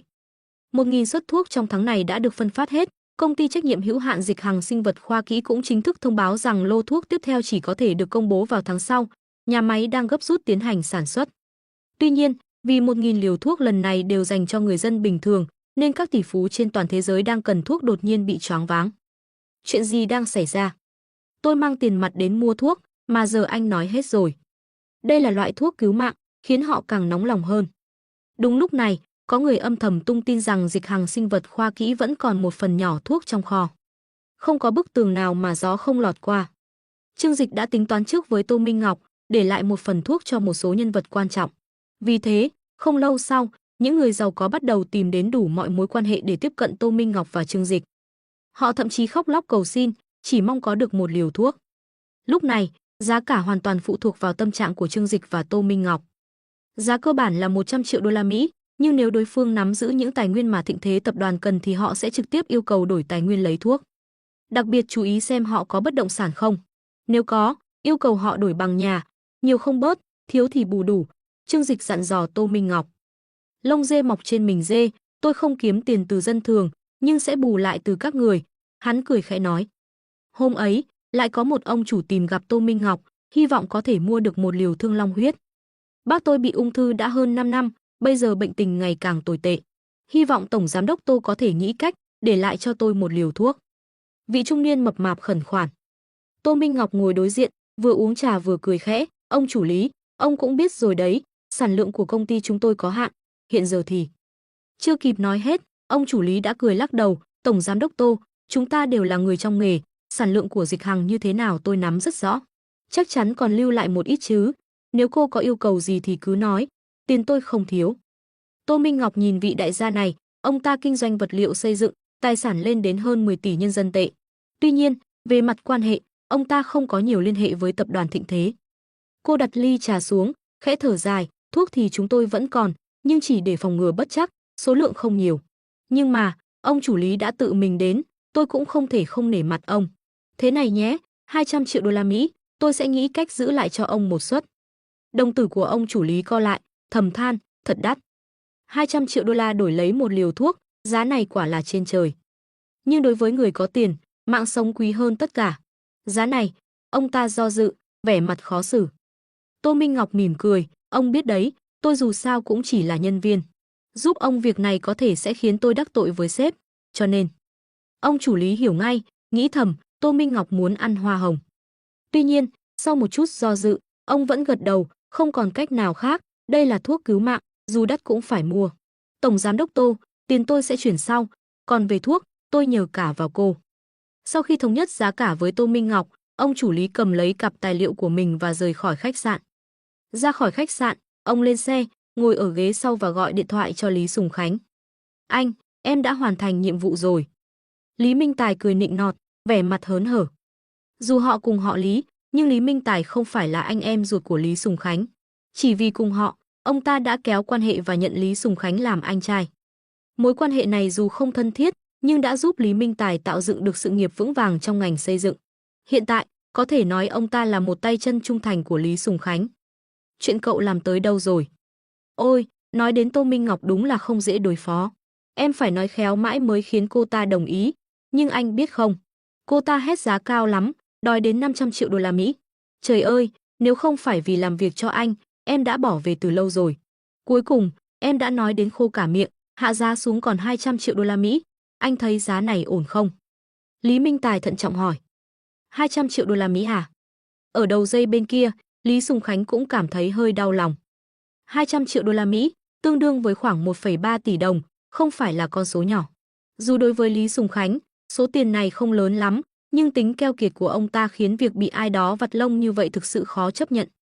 Thôi, cũng vì cha tôi, tốn bao nhiêu cũng đành phải chi. Dù sao chuyện lần này vất vả cho cậu rồi. Đâu có, được làm việc cho anh là vinh dự của em mà. Thực ra, Lý Minh Tài đến đây là để mua thuốc cho cha của Lý Sùng Khánh. Lý Sùng Khánh biết rõ hiện giờ mối quan hệ của mình với Trương Dịch đang căng thẳng như nước với lửa. Nếu đích thân ông ta đến mua thuốc, chỉ e Trương Dịch sẽ không bán. Thậm chí nếu bán, chắc chắn Trương Dịch sẽ hét giá cao ngất ngưởng. Vì vậy, Lý Sùng Khánh nghĩ ra một cách, nhờ Lý Minh Tài đứng ra làm việc này thay mình. Sau khi Lý Minh Tài rời đi, Trương Dịch bước ra từ phòng phía sau. Khi Tô Minh Ngọc nói giá tiền, Trương Dịch đã đứng phía sau nghe hết. Không phải hắn tò mò, mà vì những người đến mua thuốc hầu như đều là người có quyền thế. Nếu hắn không muốn gặp họ, ít nhất cũng nên biết mặt, có khi về sau lại có lúc cần đến. Lý Minh Tài này có vấn đề. Trương Dịch ngồi xuống cạnh Tô Minh Ngọc, kéo cô vào lòng, khẽ cười nói. Vấn đề gì? Tô Minh Ngọc ngẩng đầu nhìn Trương Dịch, trong đôi mắt đầy dịu dàng và tình cảm mà chỉ khi ở cạnh hắn mới có. Hắn nói là mua thuốc cho bác mình, vậy mà em báo giá 200 triệu đô la Mỹ, hắn vẫn đồng ý ngay lập tức, đó chính là vấn đề lớn nhất.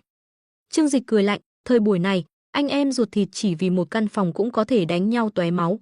Lý Minh Tài có tình cảm sâu sắc với bác đến mức chịu chi một khoản tiền khổng lồ như vậy sao? Tô Minh Ngọc nghe vậy cũng nhíu mày. Em cũng nghĩ qua điều này, nhưng biết đâu gia đình họ thực sự có tình cảm tốt thì sao? Chuyện này không phải không có xảy ra, vẫn có người coi trọng tình thân, có cảm tình mà. Anh chỉ phân tích dựa trên lẽ thường mà thôi. Trương Dịch cười khẽ. Thật ra, lúc đầu nghe Lý Minh Tài nói chuyện, hắn cũng cảm động một chút. Nhưng cuộc sống không phải phim truyền hình, ai cũng hành động vì lợi ích của bản thân. Vì vậy, việc Lý Minh Tài hành xử như vậy rõ ràng là không bình thường. Trương Dịch yêu cầu Nguyệt Thần thu thập một số thông tin về Lý Minh Tài và ngay lập tức phát hiện ra những điểm đáng ngờ. Đầu tiên, đúng là Lý Minh Tài có một người bác, nhưng ông ấy đã qua đời cách đây 2 năm. Hơn nữa, mối quan hệ giữa Lý Minh Tài và Chủ tịch Lục Quế Viên, Lý Sùng Khánh, cũng không ít. Sau khi điều tra kỹ hơn, hắn phát hiện ra cha của Lý Sùng Khánh đã được chẩn đoán mắc ung thư khoảng 6 năm trước. Những thông tin này không phải bí mật trên mạng, trước đây, Lý Sùng Khánh đã nhiều lần nhắc đến trong các bài diễn thuyết của mình, kể cả việc cha hắn mắc ung thư. Vì vậy, chỉ cần tìm kiếm một chút là ra ngay. Tổng hợp các chi tiết, Trương Dịch đã hiểu rõ. Trong lòng hắn nảy ra một suy nghĩ. Lý Minh Tài có lẽ đang làm việc cho Lý Sùng Khánh. Giữ người này trong tầm mắt, nếu phát hiện người đến tiêm thuốc là cha của Lý Sùng Khánh, lập tức hoàn tiền và từ chối tiếp nhận. Không chỉ ông ta, tất cả những người đến đây tiêm thuốc, danh tính của họ nhất định phải được kiểm tra kỹ càng. Tuyệt đối không để ai có thân phận không rõ ràng được tiêm thuốc. Trương Dịch lạnh lùng nói. Tô Minh Ngọc suy nghĩ một lúc, rồi hỏi, chỉ vì ông ta là cha của Lý Sùng Khánh, anh định bỏ mặc không cứu. Nếu chuyện này lan ra, có thể sẽ ảnh hưởng không tốt đến chúng ta. Sẽ không có ảnh hưởng xấu gì cả, tất cả đều do Lý Sùng Khánh tự chuốc lấy, anh chỉ trả lại những gì ông ta đã làm. Tuy nhiên, ông ta vẫn có cơ hội cứu mạng cha mình. Điều kiện là phải dùng mảnh đất của gia tộc họ Trương để trao đổi. Tô Minh Ngọc mỉm cười, mảnh đất đó không đáng giá 200 triệu đô la Mỹ đâu. Trương Dịch khẽ thở dài, vuốt ve khuôn mặt mềm mại của cô, nhưng đối với anh, mảnh đất đó là vô giá. Mảnh đất tổ tiên là nơi gắn liền với tinh thần của cha và những người thân yêu trong gia đình, Trương Dịch không thể để nó xảy ra sai sót nào.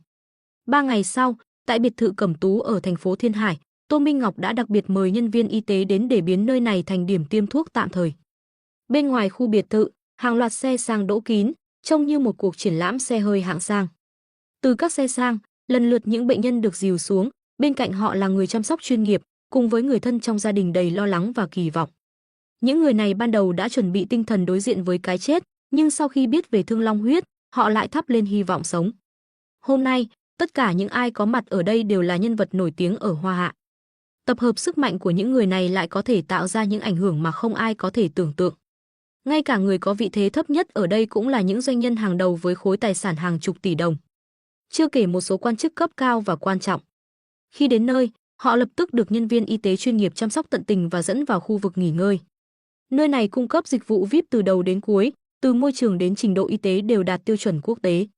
Tuy nhiên, đối với những bệnh nhân ung thư, họ chẳng quan tâm đến những dịch vụ xa xỉ đó, điều họ mong muốn nhất là nhanh chóng được tiêm thuốc để cứu lấy mạng sống của mình. Vì để tự mình tiếp đãi họ, Tô Minh Ngọc và Trương Dịch thậm chí đã đi trực thăng trở về. Mỗi bệnh nhân cùng người thân đều được gặp mặt cả hai người và họ bày tỏ lòng cảm ơn sâu sắc. Đối với những nhân vật có quyền lực thực sự, Trương Dịch không lấy một xu nào, vì với anh, tình nghĩa quý giá hơn tiền bạc. Tuy nhiên, với những thương nhân không có mối quan hệ sâu sắc, họ vẫn phải trả đủ số tiền như đã định. Một chiếc xe màu đen từ từ mở cửa, từ bên trong người ta khiêng ra một chiếc xe lăn. Ông Lý, cha của Lý Sùng Khánh, ngồi trên xe lăn với sắc mặt xanh xao, vàng vọt, trên cánh tay còn treo một chiếc nẹp. Lý Minh Tài đứng cạnh bên, chăm sóc cẩn thận. Bác, sắp đến lượt chúng ta tiêm rồi. Sau khi tiêm thuốc, bệnh của bác sẽ khỏi ngay thôi. Hắn nhìn quanh biệt thự sang trọng phía trước, vắng vẻ mà kiêu sa, rồi không quên nhắc nhở, khi vào trong, ngài nhớ kỹ, tuyệt đối không được nói con trai của ngài là tổng giám đốc Lý đó nhé. Ông Lý nghe vậy, từ tốn gật đầu. Biết rồi, các người thật phiền phức, dùng tiền mua thứ mình cần là chuyện đương nhiên, quản gì đến việc tôi là ai chứ, tôi không tin hắn không ham kiếm tiền.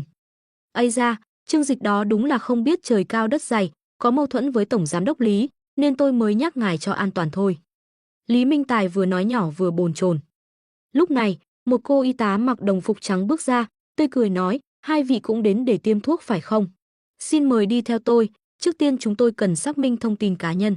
Được, được, Lý Minh Tài vội vàng đẩy ông Lý vào bên trong. Họ được dẫn vào một căn phòng, nơi có vài nhân viên đang ngồi sau máy tính. Các nhân viên nở nụ cười lịch sự, xin chào hai vị, phiền quý vị cho chúng tôi xem chứng minh nhân dân. Lý Minh Tài thoáng biến sắc, chẳng phải mọi chuyện đã nói xong rồi sao? Tiền tôi cũng đã chuyển cho công ty các người, sao lại phiền phức như vậy? Nhân viên vẫn duy trì thái độ lịch sự, nhẹ nhàng giải thích, đây là chỉ đạo từ cấp trên. Vì đây là đợt đầu tiên tiêm thuốc, chúng tôi cần giám sát kỹ để tránh tác dụng phụ về sau. Do đó, tất cả thông tin phải được đăng ký chính xác. Tác dụng phụ thực ra không có, đây chỉ là cái cớ để gây sức ép lên những người đang chờ đợi. Ông Lý bực mình, trừng mắt nói, bọn họ yêu cầu thì đưa cho họ, tôi chẳng làm gì khuất tất cả. Lý Minh Tài bồn chồn trong lòng, đây là nhiệm vụ Lý Sùng Khánh giao cho hắn. Nếu làm xong, đó sẽ là một công lớn, nhưng nếu thất bại, hậu quả sẽ rất khó lường. Sau một hồi do dự, Lý Minh Tài lấy thẻ căn cước của mình ra. Đây. Nhân viên tiếp nhận thẻ và kiểm tra trên hệ thống, nhưng ánh mắt họ lại bất ngờ nhìn Lý Minh Tài. Cô gái cười nhẹ, hỏi, ở đây chúng tôi chỉ đăng ký thông tin của bệnh nhân. Ngài có chắc muốn đăng ký thông tin cá nhân của mình không? Lý Minh Tài thoáng bối rối, trong chốc lát ngây người ra. Ông Lý bắt đầu mất kiên nhẫn, nhanh chóng đưa chứng minh nhân dân của mình ra. Đây mới là giấy tờ cần đưa. Nhân viên nhập thông tin, nhưng ngay lập tức chuông báo vang lên. Lý Minh Tài và ông Lý đều giật mình, chuyện gì thế này? Nhân viên nhíu mày hỏi, xin hỏi, ngài có phải là cha của chủ tịch Lục Quế Viên, Lý Sùng Khánh? Lý Minh Tài thầm thốt lên, hỏng rồi, hắn không ngờ đối phương lại tinh danh đến mức này. Các người định làm gì?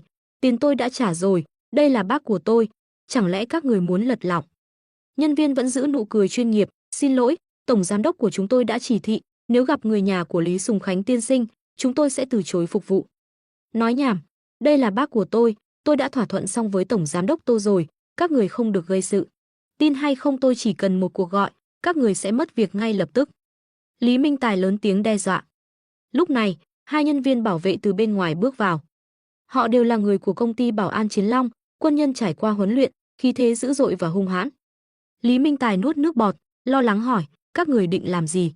Đã lấy tiền của tôi mà không chịu đưa thuốc, thật coi thường tôi sao? Ông Lý cũng lúng túng, chuyện này là sao? Con trai tôi đã chuyển tiền rồi mà. Những ồn ào này nhanh chóng đến tai Trương Dịch và Tô Minh Ngọc. Hai người trao đổi ánh mắt, cười nhẹ. Đúng là họ đến rồi. Không vội vã, hai người bước đến, Trương Dịch đút tay vào túi, ung dung hỏi, có chuyện gì ở đây vậy? Lý Minh Tài nhận ra ngay thanh niên anh tuấn này chính là Trương Dịch, tổng giám đốc của tập đoàn Thịnh Thế, và người phụ nữ bên cạnh chính là Tô Minh Ngọc. Chúng tôi đã trả tiền để tiêm thuốc, nhưng người của các anh lại ngăn cản, thật quá đáng. Lý Minh Tài cố gắng giữ giọng trầm thấp nhưng không giấu nổi sự bất mãn.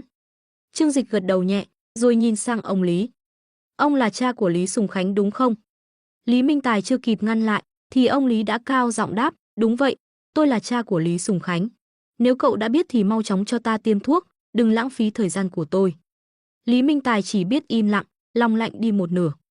Ông già này không biết mối thù giữa con trai ông ta và Trương Dịch lớn thế nào sao?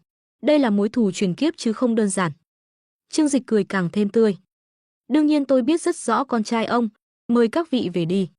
Trương Dịch lạnh lùng ra hiệu cho họ rời đi ngay lập tức. Ông Lý ngây người, ý cậu là gì? Tôi không đi. Nếu cậu không cho ta tiêm thuốc, tôi sẽ cho con trai tôi dạy dỗ cậu. Cậu có biết con trai tôi là ai không? Nó là chủ tịch của Lục Quế Viên, ngay cả quan chức cấp cao cũng phải nể mặt nó. Bên ngoài, nhiều bệnh nhân đang chờ đến lượt tiêm thuốc cũng nghe được tiếng của ông Lý, và ánh mắt họ đầy vẻ hài hước. Lý Sùng Khánh có thể là một nhân vật quan trọng trong giới kinh doanh, nhưng hôm nay những người có mặt ở đây đều là nhân vật lớn từ các cơ quan chính quyền. Ngay cả Lý Sùng Khánh khi gặp họ cũng phải cúi đầu nịnh bợ. Thấy cha của Lý Sùng Khánh dở giọng kiêu ngạo tại đây, mọi người đều không khỏi bật cười. Một ông lão tóc bạc đứng bên cạnh con trai nhíu mày, "Tiểu tam tử, bên trong đang có chuyện gì vậy?" Mọi người đều đang gấp rút đến khám bệnh, đừng để họ làm lãng phí thời gian. Người đàn ông trung niên gật đầu, "Được rồi, cha, để con đi xem." Nói xong, ông bước vào phòng.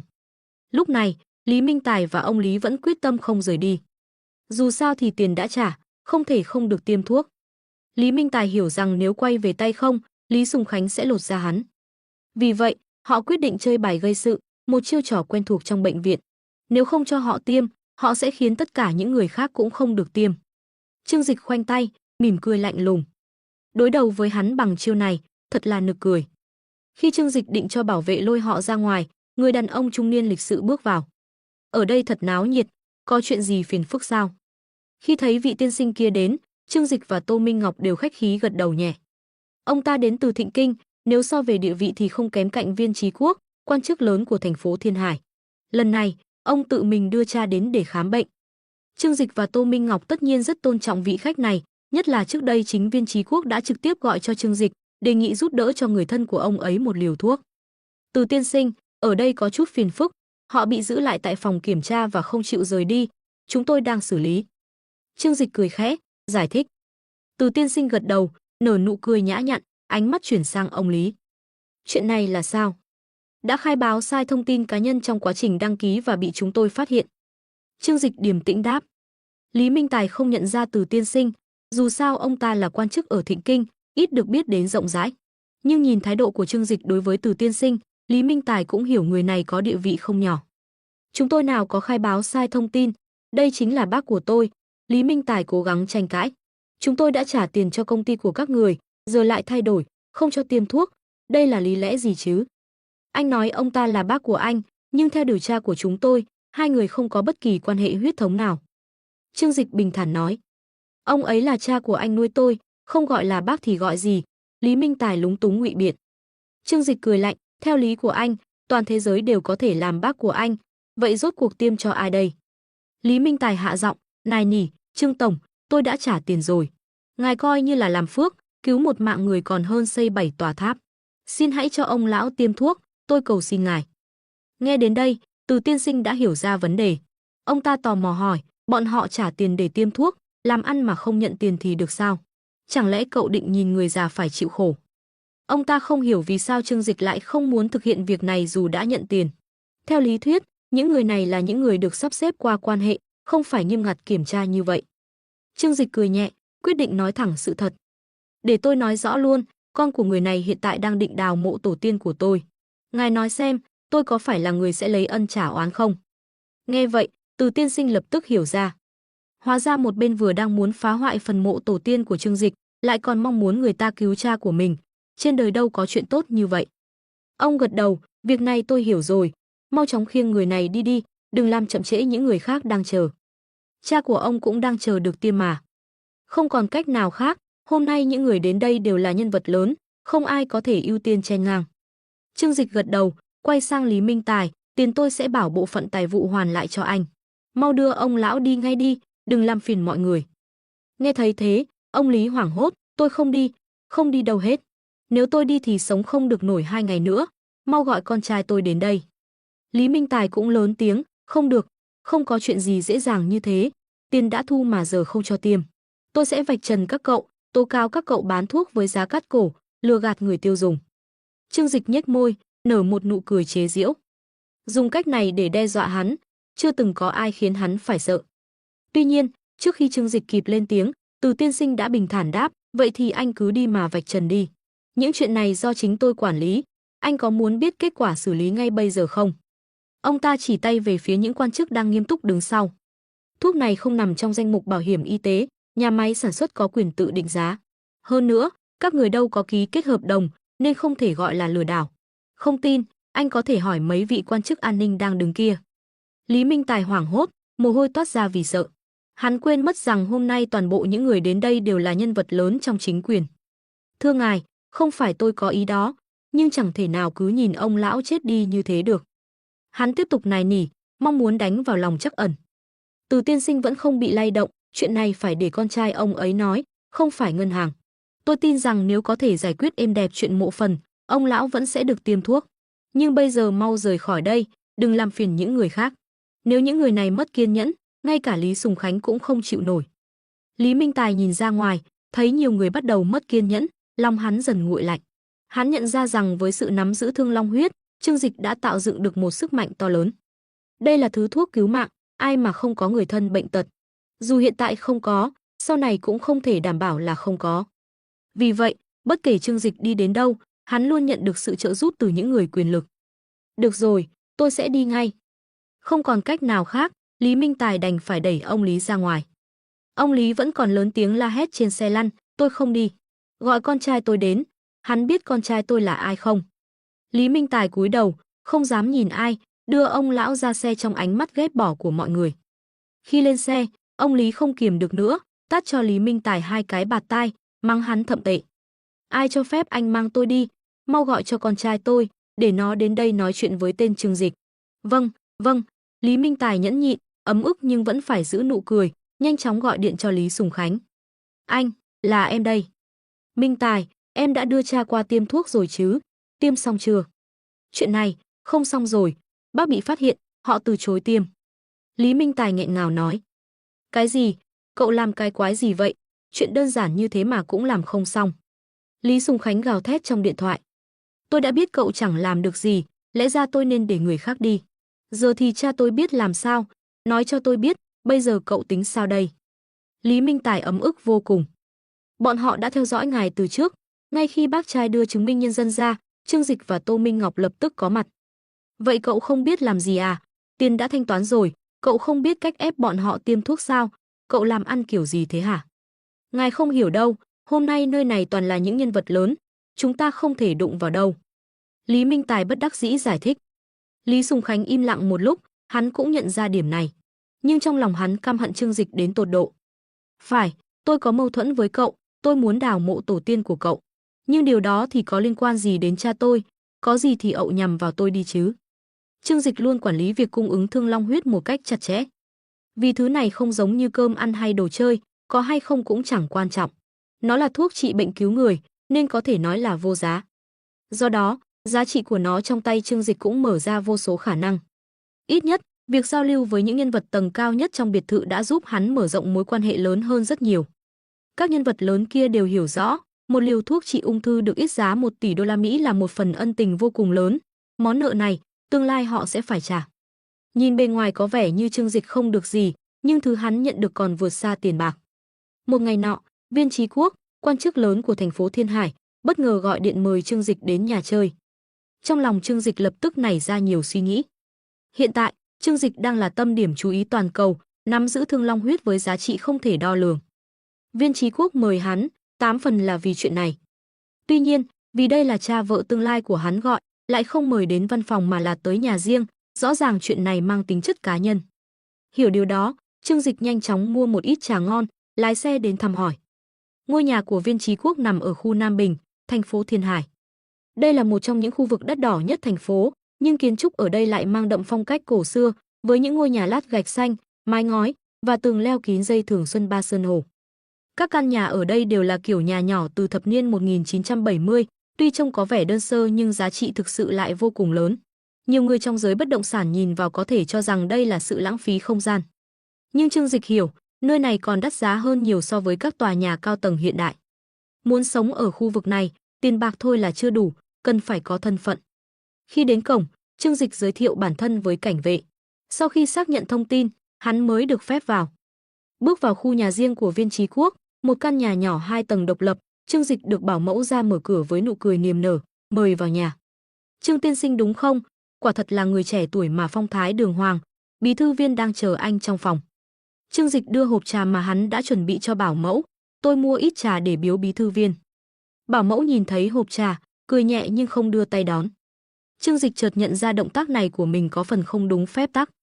Khi đến thăm nhà trưởng bối, việc mang quà tặng không có gì sai, nhưng tặng quà cho một quan chức lớn như Viên Chí Quốc, dù là món quà nhỏ cũng phải chú ý. Đúng lúc đó, giọng Viên Chí Quốc vang lên từ phía cửa, cô cứ nhận đi, đặt vào thư phòng giúp tôi. Viên Chí Quốc đứng ở cửa, trên vai khoác một chiếc áo vest, nói với vẻ thân thiện. Ông và Trương Dịch đã quen biết từ lâu, tiếp xúc nhiều lần, và ông biết rõ Trương Dịch là người thông minh. Nếu Trương Dịch dám công khai tặng quà, chắc chắn không phải là món đồ khó coi hay đáng ngờ. Bảo mẫu thoáng kinh ngạc, vì bí thư viên hiếm khi nhận quà từ người khác, dù là bạn cũ. Tuy nhiên, bà vẫn nhận lấy hộp trà và mang vào thư phòng. Bí thư viên, Trương Dịch tiến lên chào hỏi thân mật. Viên Chí Quốc quan sát hắn một lúc, nở nụ cười hài lòng. Không tệ, dạo gần đây danh tiếng của cậu thật vang dội. Cả thế giới bị cậu khuấy động chẳng khác gì sóng to gió lớn. Tôi nằm mơ cũng không ngờ cậu lại có năng lực lớn như vậy. Này, tất cả là nhờ sự ủng hộ và vun trồng của lãnh đạo mà. Trương Dịch khiêm tốn đáp. Ha ha, ngồi xuống đi, tôi có pha một ít trà mới mua, là Vũ Di Đại Hồng Bào, uống thử xem cậu có quen không. Cả hai đi vào trong phòng, không gian bên trong đơn giản nhưng đầy tính hoài cổ. Dù các thiết bị điện hiện đại đã được thay thế, nhưng bộ ghế sofa vẫn là loại gỗ thật, trên bàn trà còn có bình sứ với hình in hồng tinh. Sau vài câu xã giao, Viên Chí Quốc không vòng vo mà đi thẳng vào vấn đề, lần này tôi mời cậu đến, là nhận lời nhờ cậy của người khác. Có một việc phiền cậu giúp, cũng có vài chuyện riêng tôi muốn nói. Trương Dịch suy nghĩ một lúc, mỉm cười hỏi, người khác nhờ ngài, chắc hẳn là muốn xin thuốc của tôi. Viên Chí Quốc cười đáp, đúng vậy, là lão chiến hữu của tôi, ông ấy muốn xin một liều thương long huyết. Nếu là chiến hữu của ngài tất nhiên không thành vấn đề, tôi sẽ lập tức cho người gửi thuốc tới ngay. Trương Dịch thẳng thắn trả lời. Viên Chí Quốc từng giúp đỡ hắn rất nhiều, nếu không có sự ủng hộ hết mình từ phía chính quyền thành phố Thiên Hải, tao bao của hắn đã không thể vận hành trơn tru như vậy. Hơn nữa, tập đoàn Thịnh Thế của Trương Dịch đã nhận được rất nhiều chính sách hỗ trợ, và anh hiểu rõ nguyên tắc có qua có lại. Viên Chí Quốc gật đầu nhẹ, vậy tôi cảm ơn cậu trước, còn một việc nữa là chuyện riêng của tôi. Thấy Viên Chí Quốc có vẻ nghiêm trọng, Trương Dịch ngồi thẳng lưng, nghiêm túc nói, bí thư viên, xin ngài cứ chỉ dạy. Viên Chí Quốc nhìn Trương Dịch chằm chằm, vẻ mặt đầy lo lắng, cậu làm ra loại thuốc kháng ung thư này, thật sự đã được cả danh và lợi. Danh tiếng thì cậu đã có, tiền bạc chắc chắn cũng không thiếu. Nhưng gần đây tôi nghe nói, cậu định tham gia vào lĩnh vực bất động sản và có ý định hạ giá nhà đất, điều đó có đúng không? Chuyện thuốc trị ung thư là điều rất đáng mừng, và Viên Chí Quốc không có gì để phàn nàn. Nhưng nếu Trương Dịch nhảy vào bất động sản, ông không thể không hỏi. Ngành bất động sản là một lĩnh vực cực kỳ phức tạp, ảnh hưởng đến rất nhiều lợi ích. Chỉ cần một sai sót nhỏ, người ta có thể phá hủy cả sự nghiệp của mình. Viên Chí Quốc luôn coi trọng Trương Dịch, người mà ông đã giúp đỡ nâng đỡ. Ông không muốn thấy hắn đi sai đường vào thời điểm này. Trương Dịch nghe vậy liền hiểu chuyện gì đang xảy ra. Hắn khẽ cười, đúng là tôi có ý định đó. Hiện nay giá nhà ở trong nước đã cao đến mức khiến giới trẻ tuyệt vọng. Tôi có tiền, và tôi muốn làm điều gì đó cho xã hội. Ý định của cậu là tốt, xuất phát điểm không có vấn đề gì. Nhưng cậu có biết, hạ giá nhà đất khó đến mức nào và sẽ đụng chạm đến bao nhiêu lợi ích không? Viên Chí Quốc hỏi ngược lại. Chuyện này liên quan quá lớn, có rất nhiều người dính líu đến. Chỉ riêng ngân hàng thôi, một phần lớn tài sản đều đang nằm trong bất động sản. Một khi giá nhà giảm mạnh, chẳng khác gì đâm một lỗ thủng khổng lồ vào nền kinh tế. Phía trên chắc chắn sẽ không để cậu tự ý ép giá. Tôi mong cậu cân nhắc kỹ lưỡng trước khi triển khai kế hoạch này. Viên Chí Quốc nghiêm túc phân tích những rủi ro liên quan đến bất động sản. Ông lo rằng Trương Dịch nếu lao quá sâu vào lĩnh vực này sẽ gây ra sự sụp đổ không chỉ cho bản thân mà còn cho toàn bộ tập đoàn Thịnh Thế. Sau khi nghe Viên Chí Quốc phân tích, Trương Dịch im lặng suy nghĩ một lúc, nhưng chỉ sau 10 giây, hắn bật cười. Bí thư viên, có vẻ như ngài đã hiểu lầm. Ai nói với ngài rằng tôi muốn tham gia vào bất động sản? Trương Dịch bật cười, hỏi lại Viên Chí Quốc, khiến ông có chút ngỡ ngàng. Không phải cậu nói muốn đả kích giá bất động sản sao? Nếu không dùng cách hạ giá nhà cửa, còn có biện pháp nào tốt hơn? Viên Chí Quốc không hiểu, hỏi với vẻ bối rối. Trong mắt Trương Dịch, Viên Chí Quốc là một quan chức rất đáng tin cậy và có trách nhiệm. Nghĩ đến đây, Trương Dịch quyết định tiết lộ một phần kế hoạch của mình cho ông. Hiện tại, Trương Dịch đang nắm trong tay nguồn tài chính khổng lồ, và thông qua việc sử dụng thương long huyết, Hắn đã đổi được rất nhiều bất động sản từ các tỷ phú khắp nơi. Điều kiện thuận lợi đã sẵn có, nên ngay cả khi kế hoạch bị tiết lộ, nó cũng sẽ không ảnh hưởng quá nhiều. Tôi biết rõ, cố tình chèn ép giá bất động sản hay làm ảnh hưởng đến thị trường là vi phạm quy tắc và chắc chắn phía trên sẽ can thiệp. Nhưng tôi mua nhà rồi cho thuê lại với giá công bằng, hợp lý, thì ai có thể bắt bẻ được. Trương Dịch mỉm cười, nói. Viên Chí Quốc vẫn chưa hiểu hết, ngạc nhiên hỏi, thuê nhà, cậu lấy đâu ra nhiều nhà như vậy? Trương Dịch liền nói thật với ông. Thực ra, mục tiêu của Trương Dịch khi tung ra Thương Long Huyết là nhanh chóng thu về tiền bạc, rồi từ đó mua một lượng lớn bất động sản trên toàn quốc. Sau đó, hắn sẽ cho thuê với giá thấp hơn thị trường, giúp đỡ những gia đình có điều kiện tài chính hạn chế và những thanh niên không đủ khả năng mua nhà. Trực tiếp nhảy vào lĩnh vực bất động sản sẽ gây ra nhiều bất mãn, nhưng nếu tôi chỉ làm dịch vụ cho thuê nhà dài hạn thì ai có thể nói gì? Trương Dịch cười khẽ. Hắn không phải là kẻ ngốc, biết rõ điều gì có thể làm và điều gì không thể. Một số thời điểm, không nhất thiết phải thắng lợi ngay trên bàn cờ, đôi khi bên ngoài bàn cờ cũng có thể tạo ra kết quả. Nghe xong kế hoạch của Trương Dịch, Viên Chí Quốc không khỏi kinh ngạc, mở to mắt. Bố trí trên cả nước, đúng là một kế hoạch quy mô khổng lồ. Cần bao nhiêu tiền để làm được điều này chứ? Ngay cả với vị trí và địa vị của mình, Viên Chí Quốc vẫn cảm thấy choáng ngợp trước quy mô mà Trương Dịch đề ra. Dù có người giàu đến mức có thể làm được, nhưng ai lại dám bỏ ra số tiền khổng lồ như thế để làm từ thiện? Chi phí này quá lớn và sẽ mất hàng trăm năm để thu hồi vốn. Để tôi nói thêm, dù Thương Long Huyết được định giá 1 tỷ đô la mỗi liều, nhưng lợi nhuận thực tế mà tôi thu về còn lớn hơn nhiều. 1 tỷ đô la một liều, nhưng có tiền cũng chưa chắc mua được. Muốn có được liều thuốc này, các tỷ phú phải chấp nhận trả cái giá vô cùng đắt. Trong lòng họ, không ít người ngưỡng mộ những người dân nghèo được tiêm miễn phí, vì họ có thể sở hữu đặc quyền mà nhiều người giàu có phải trả hàng tỷ đô la cũng chưa chắc mua được. Như trường hợp của cha Lý Sùng Khánh, Chủ tịch Lục Quế Viên, không có quan hệ hoặc gây thù chuốc oán với tập đoàn Thịnh Thế, dù có tiền cũng không thể mua được liều thuốc này. Nghe xong lời giải thích của Trương Dịch, Viên Chí Quốc tỏ ra đầy khâm phục, không ngừng thở dài. Hậu sinh khả úy, thật sự cậu đã làm dậy sóng trong lòng những thanh niên tuổi. Những thanh niên ngày nay thực sự gặp quá nhiều khó khăn. Ở thành phố như Thiên Hải, thậm chí ở các thành phố hạng 2, họ phải vật lộn cả đời mới có cơ hội mua nhà. Điều này cản trở việc kết hôn và khiến họ mất đi động lực. Phía trên cũng luôn đau đầu vì vấn đề này. Nhưng bất động sản là lĩnh vực rất nhạy cảm, không thể dễ dàng đụng đến. Ý tưởng của cậu thật tốt, cậu không trực tiếp làm ảnh hưởng đến giá nhà, nhưng lại tận dụng được các tòa nhà bỏ trống, đưa chúng vào sử dụng. Tuyệt vời, tuyệt vời. Viên Chí Quốc lúc này nhìn Trương Dịch, trong mắt tràn đầy sự hài lòng. Chỉ tiếc là con gái tôi còn nhỏ, mới có 18 tuổi. Nếu nó lớn thêm một chút, tôi đã giới thiệu nó cho cậu làm người yêu rồi. Viên Chí Quốc cười lớn. Trương Dịch chỉ cúi đầu cười nhạt. Ông thật sự có mắt nhìn, nhưng con gái ông còn sáng suốt hơn. Sau khi bầu không khí trở nên vui vẻ, Viên Chí Quốc cũng không quên nhắc nhở Trương Dịch. Những việc cậu đang làm thật sự rất khéo léo. Cậu dùng tiền của mình để giúp đỡ những thanh niên tuổi có nơi an cư. Nhưng dù sao, hành động này cũng sẽ ảnh hưởng đến thị trường bất động sản hiện tại và động chạm đến nhiều lợi ích. Vì vậy, khi làm cậu phải cẩn thận, đừng để ai nắm được điểm yếu. Tại Giang Nam, tôi có thể bảo vệ cậu, nhưng ở các địa phương khác, có thể sẽ gặp khó khăn. Viên Chí Quốc chân thành khuyên bảo. Trương Dịch cảm kích, cảm ơn ngài, bí thư Viên, có lời của ngài, tôi cũng yên tâm hơn. Còn các địa phương khác, ngài không cần lo lắng, dạo gần đây người tìm tôi xin thuốc cũng không ít đâu.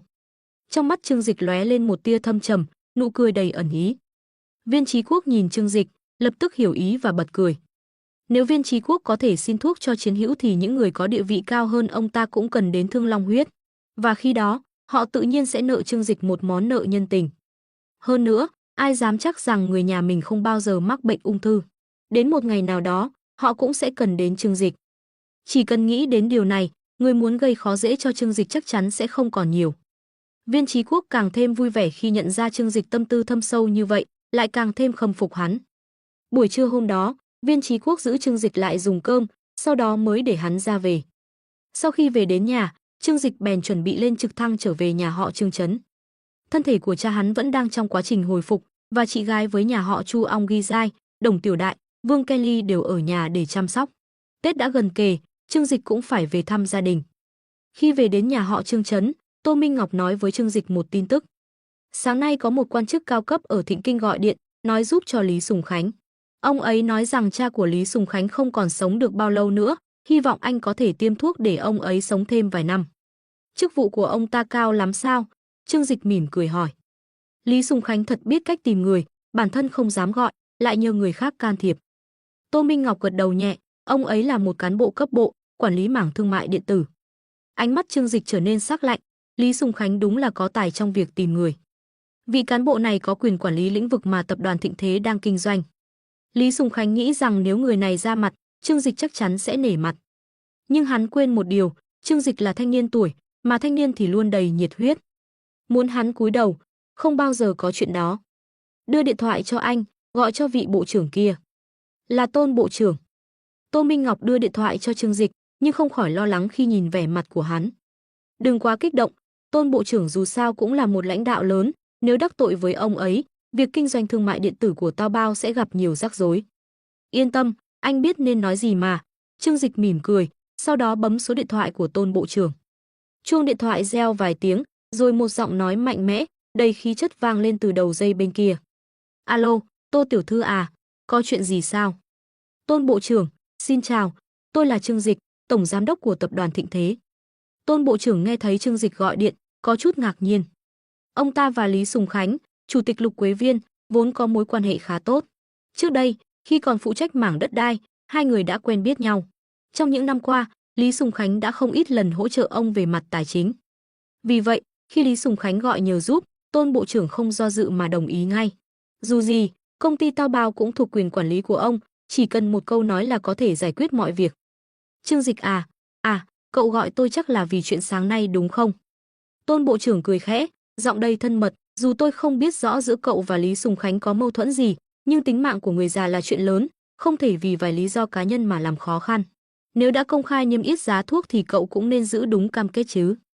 Nghe vậy, Trương Dịch cười lạnh trong lòng, nhưng ngoài miệng vẫn giữ bình tĩnh. Tôn bộ trưởng có chút hiểu lầm rồi, tôi không gọi ngài để nói chuyện này, mà là có một việc khác, hy vọng ngài có thể đòi công bằng giúp tôi. Tôn bộ trưởng bất ngờ, đòi công bằng giúp cậu đùa sao? Hiện giờ với tài sản khổng lồ của cậu, có ai dám bắt nạt cậu chứ? Cậu chỉ cần bán thuốc kháng ung thư thôi, không bao lâu nữa cậu sẽ trở thành người giàu nhất thế giới, tôi cũng tin đấy. Trương Dịch thở dài, ai cũng có thể bị bắt nạt, ngài à? Tôn bộ trưởng không rõ Trương Dịch đang toan tính gì, nhưng tò mò hỏi, vậy cậu nói xem, ai dám bắt nạt cậu? Chính là bạn của ngài, Lý Sùng Khánh đó. Trương Dịch tiếp tục với giọng bất đắc dĩ, hắn chiếm lấy mảnh đất tổ của nhà tôi, còn dọa sẽ bới mộ tổ tiên của tôi. Tôi đã cố gắng thương lượng, thậm chí đưa tiền để mua lại đất, nhưng hắn không chịu. Nên tôi đành phải giữ lại thuốc, hy vọng hắn sẽ trả đất cho tôi. Ngài nói xem, tôi phải làm sao bây giờ? Tôn bộ trưởng nghe xong mà choáng váng. Ông ta trước đó chỉ nghe Lý Sùng Khánh nói rằng có chút mâu thuẫn với Trương Dịch, rằng Trương Dịch đã thu tiền nhưng không chịu tiêm thuốc cho cha ông ấy. Vì vậy, ông mới đứng ra điều đình, nhưng giờ mới biết, chuyện là do Lý Sùng Khánh định đào mộ tổ tiên của người ta. Đào mộ tổ tiên là hành động cực đoan, có thể xem như muốn người tôi tuyệt diệt dòng họ. Chuyện này không chỉ là mâu thuẫn nhỏ nữa. Ngay lập tức, Tôn bộ trưởng cảm thấy ái ngại. Lý Sùng Khánh làm thế sao? Tôn bộ trưởng khẽ thở dài. Đúng vậy, tôi cũng đã hết cách. Tôn bộ trưởng, nếu ngài đã quen biết Lý Sùng Khánh, có thể giúp tôi hòa giải không? Tôi sẵn sàng tiêm thuốc cho cha hắn, nhưng mảnh đất tổ tiên kia, ngài nghĩ xem, hắn không thể cứ chiếm lấy mà không trả lại được, tôi còn có thể trả tiền cho hắn mà. Trương Dịch nói một cách đầy thiện chí. Tôn bộ trưởng giờ đây rất bối rối. Rõ ràng là có chuyện lớn hơn phía sau, ông vốn muốn nhờ Trương Dịch giúp đỡ, nhưng lại không ngờ bị Lý Sùng Khánh kéo vào rắc rối này. Được, tôi hiểu rồi, để tôi nói chuyện với Lý Sùng Khánh một chút. Tôn bộ trưởng vội vàng cúp điện thoại, càng nghĩ càng tức giận, ông liền gọi ngay cho Lý Sùng Khánh. Lý Sùng Khánh đang trông chờ Tôn bộ trưởng sẽ giúp ông ép Trương Dịch tiêm thuốc cho cha mình. Ông nghĩ, với quyền lực của Tôn bộ trưởng, mọi việc sẽ êm xuôi. Nhưng khi nhận cuộc gọi, giọng điệu của Tôn bộ trưởng lại đầy tức giận. Lý Sùng Khánh, cậu đang đùa giỡn với tôi đấy à? Tôn bộ trưởng không kìm được, mắng thẳng, cậu định đào mộ tổ tiên của người ta, rồi còn nhờ tôi giúp cậu lấy thuốc, cậu làm tôi mất hết mặt mũi. Lý Sùng Khánh hoảng hốt, vội vàng nói, bộ trưởng, ngài hiểu lầm rồi. Tôi chỉ muốn ngài nói giúp một câu cho cha tôi thôi. Ngài chỉ cần nói ông ấy là thân thích của ngài, thì Trương Dịch chắc chắn sẽ tiêm thuốc. Tôn bộ trưởng tức giận đến mức trợn trắng mắt. Tôi mà dùng thân phận của mình để xin thuốc, chẳng khác gì tôi nợ Trương Dịch một ân huệ lớn. Cậu có nghĩ đến điều đó không? Nợ nhân tình là thứ khó trả nhất trên đời này, cậu nghĩ tôi ngốc à? Rồi ông hạ giọng, nhưng vẫn đầy sự không hài lòng, Trương Dịch đã nói rõ, muốn có thuốc thì cậu phải trả lại mảnh đất tổ tiên của hắn. Một mảnh đất nhỏ đó có gì quan trọng với cậu, sao cậu không chịu nhường một chút? Sau khi nói xong, Tôn bộ trưởng cúp điện thoại, để lại Lý Sùng Khánh đứng lặng người, mặt mày méo sệch. Ban đầu, Lý Sùng Khánh định dùng Tôn bộ trưởng để gây sức ép lên Trương Dịch, buộc hắn phải tiêm thuốc. Nhưng không ngờ, Tôn bộ trưởng cũng là một tay cáo già, không hề muốn dính líu đến rắc rối này. Giờ thì tất cả các cách đều đã dùng hết, mà thuốc thì vẫn chưa lấy được.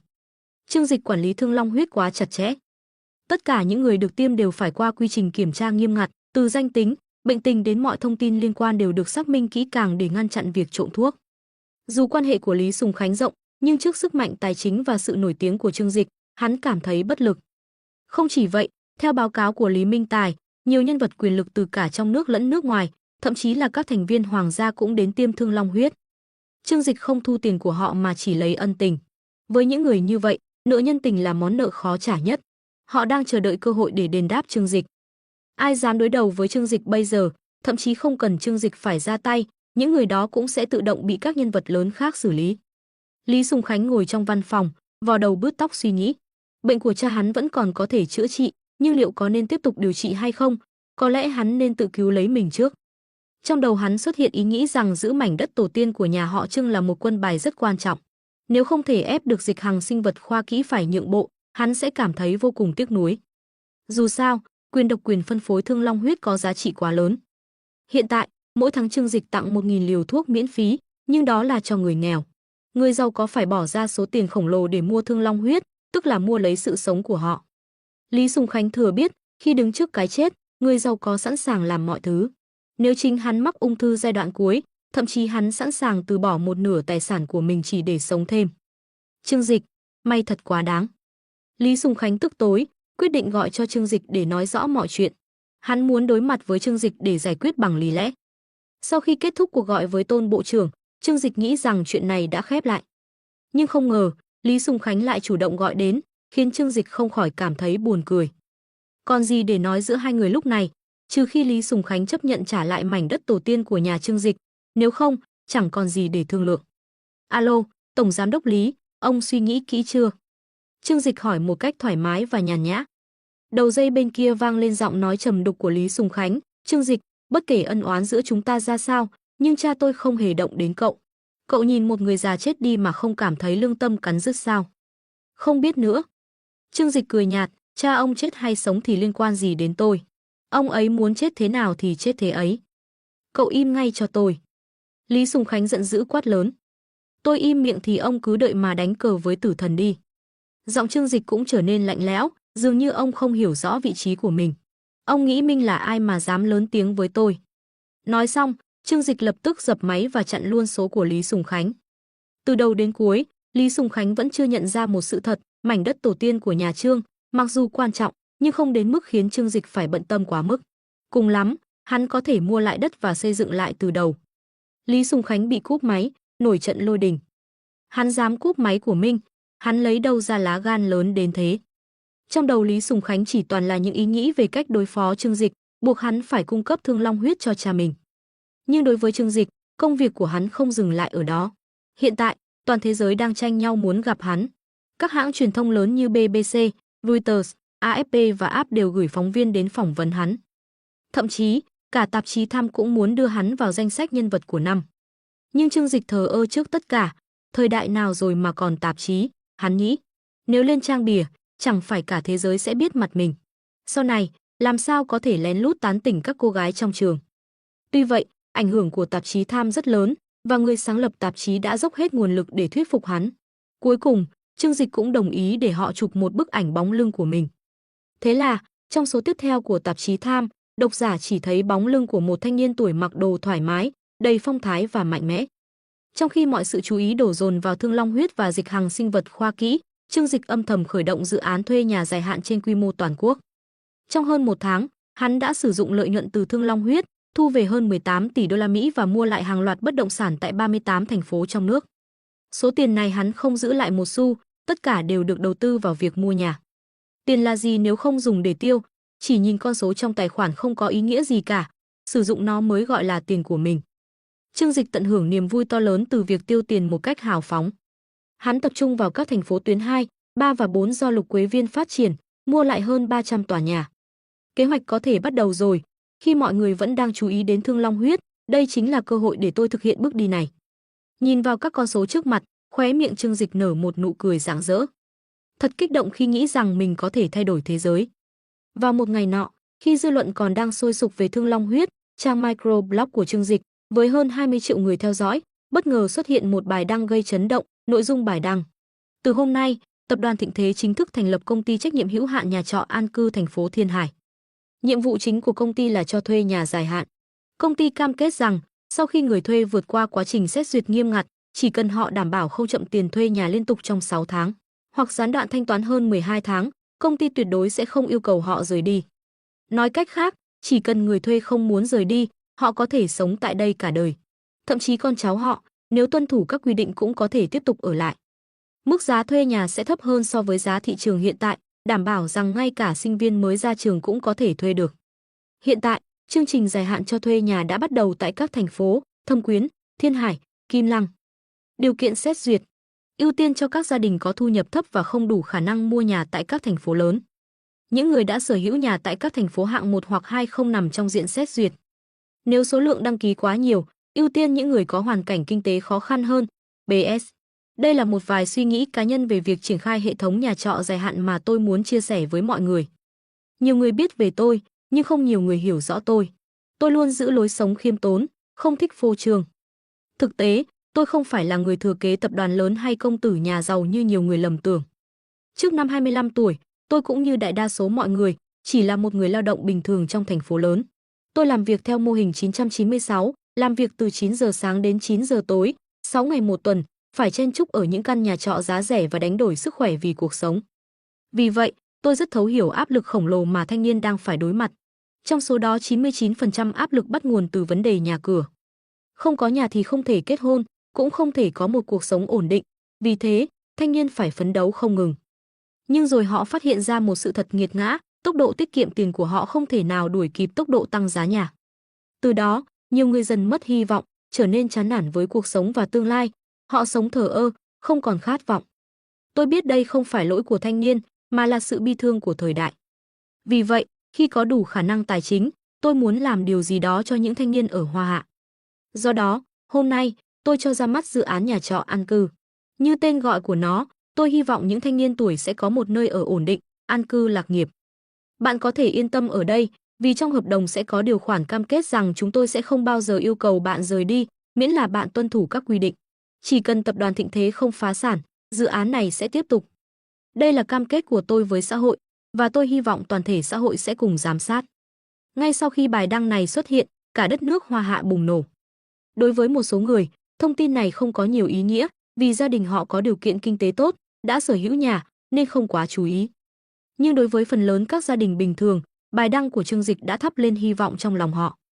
Giá nhà đất tăng vọt mỗi ngày, thậm chí ở những thành phố hạng 7, hạng 8, giá nhà cũng có thể đạt tới 7-8 ngàn nhân dân tệ mỗi mét vuông.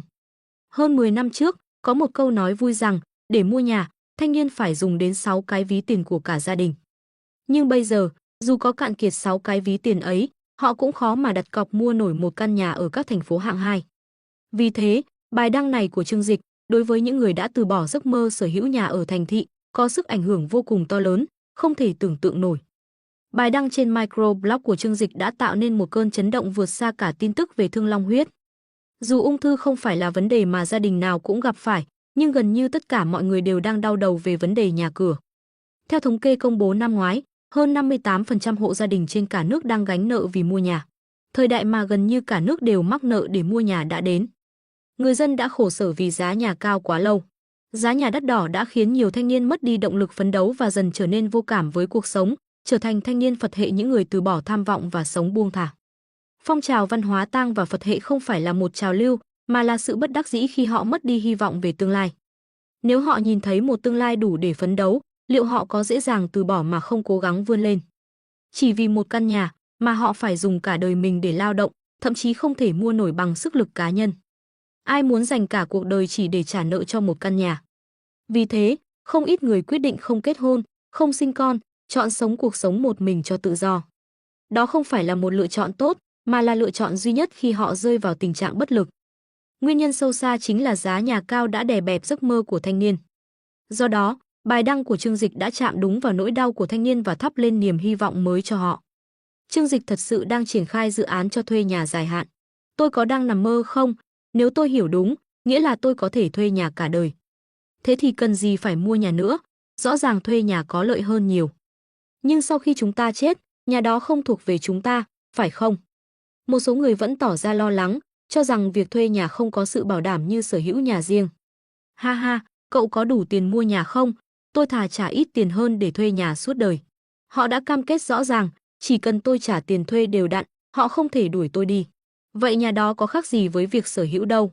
Ít ra tôi có thể tận hưởng cuộc sống thay vì phải dành cả đời tích góp để mua nhà. Nếu tính toán theo giá thuê hiện tại, thậm chí sống cả đời còn tốn chưa đến 1/3 số tiền để mua nhà. Quá hời. Chưa kể không phải vay thế chấp và trả nợ hàng tháng. Tính ra còn tiết kiệm được một khoản lớn. Rõ ràng có lời. Thanh niên nhanh chóng phấn khích và chỉ sau vài giờ, bài đăng của Trương Dịch trên microblog đã thu hút hơn 1 triệu bình luận. Chủ đề này nhanh chóng leo lên vị trí số 1 trên bảng từ khóa nóng của microblog. Không nghi ngờ gì, vấn đề này đã khiến toàn bộ dân chúng chú ý, đặc biệt là giới trẻ.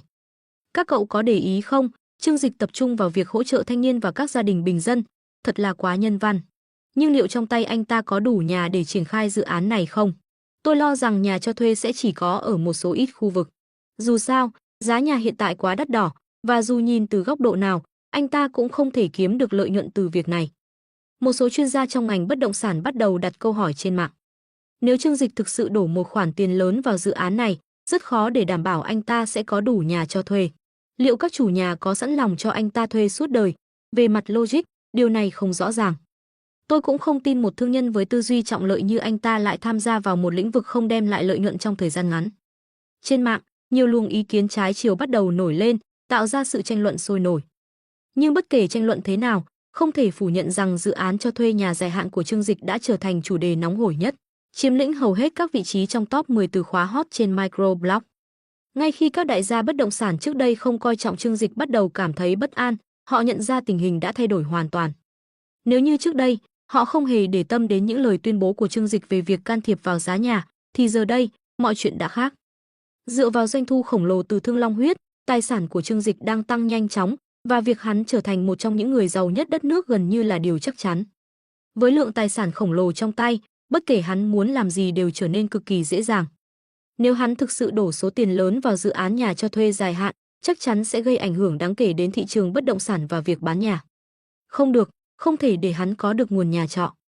Tại tổng bộ Lục Quế Viên, Lý Sùng Khánh với gương mặt đanh lại, ngay lập tức ra lệnh cho cấp dưới đẩy mạnh giá thuê nhà.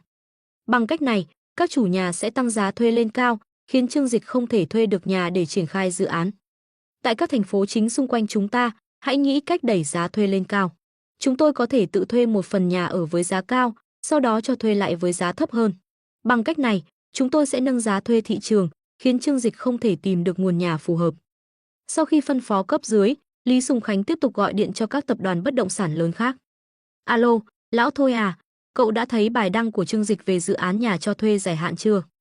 Tôi vừa mới thấy, Trương Dịch quả là có dã tâm lớn, nhưng tôi không hiểu hắn đang làm gì. Nhà cho thuê dài hạn đã là một lĩnh vực nhiều rủi ro, hắn dựa vào đâu để mạo hiểm như vậy? Hơn nữa, làm như vậy thì có kiếm được tiền đâu. Ai mà biết được, có lẽ hắn chỉ muốn trả đũa tôi thôi. Lý Sùng Khánh nghiến răng, đổ hết mọi thứ lên ân oán giữa hai người. Dù sao đi nữa, nếu hắn thực sự thành công với dự án nhà cho thuê này thì người bị ảnh hưởng nhiều nhất chính là chúng ta, những người làm bất động sản. Chúng ta phải liên kết lại, ngăn chặn hắn triển khai dự án này.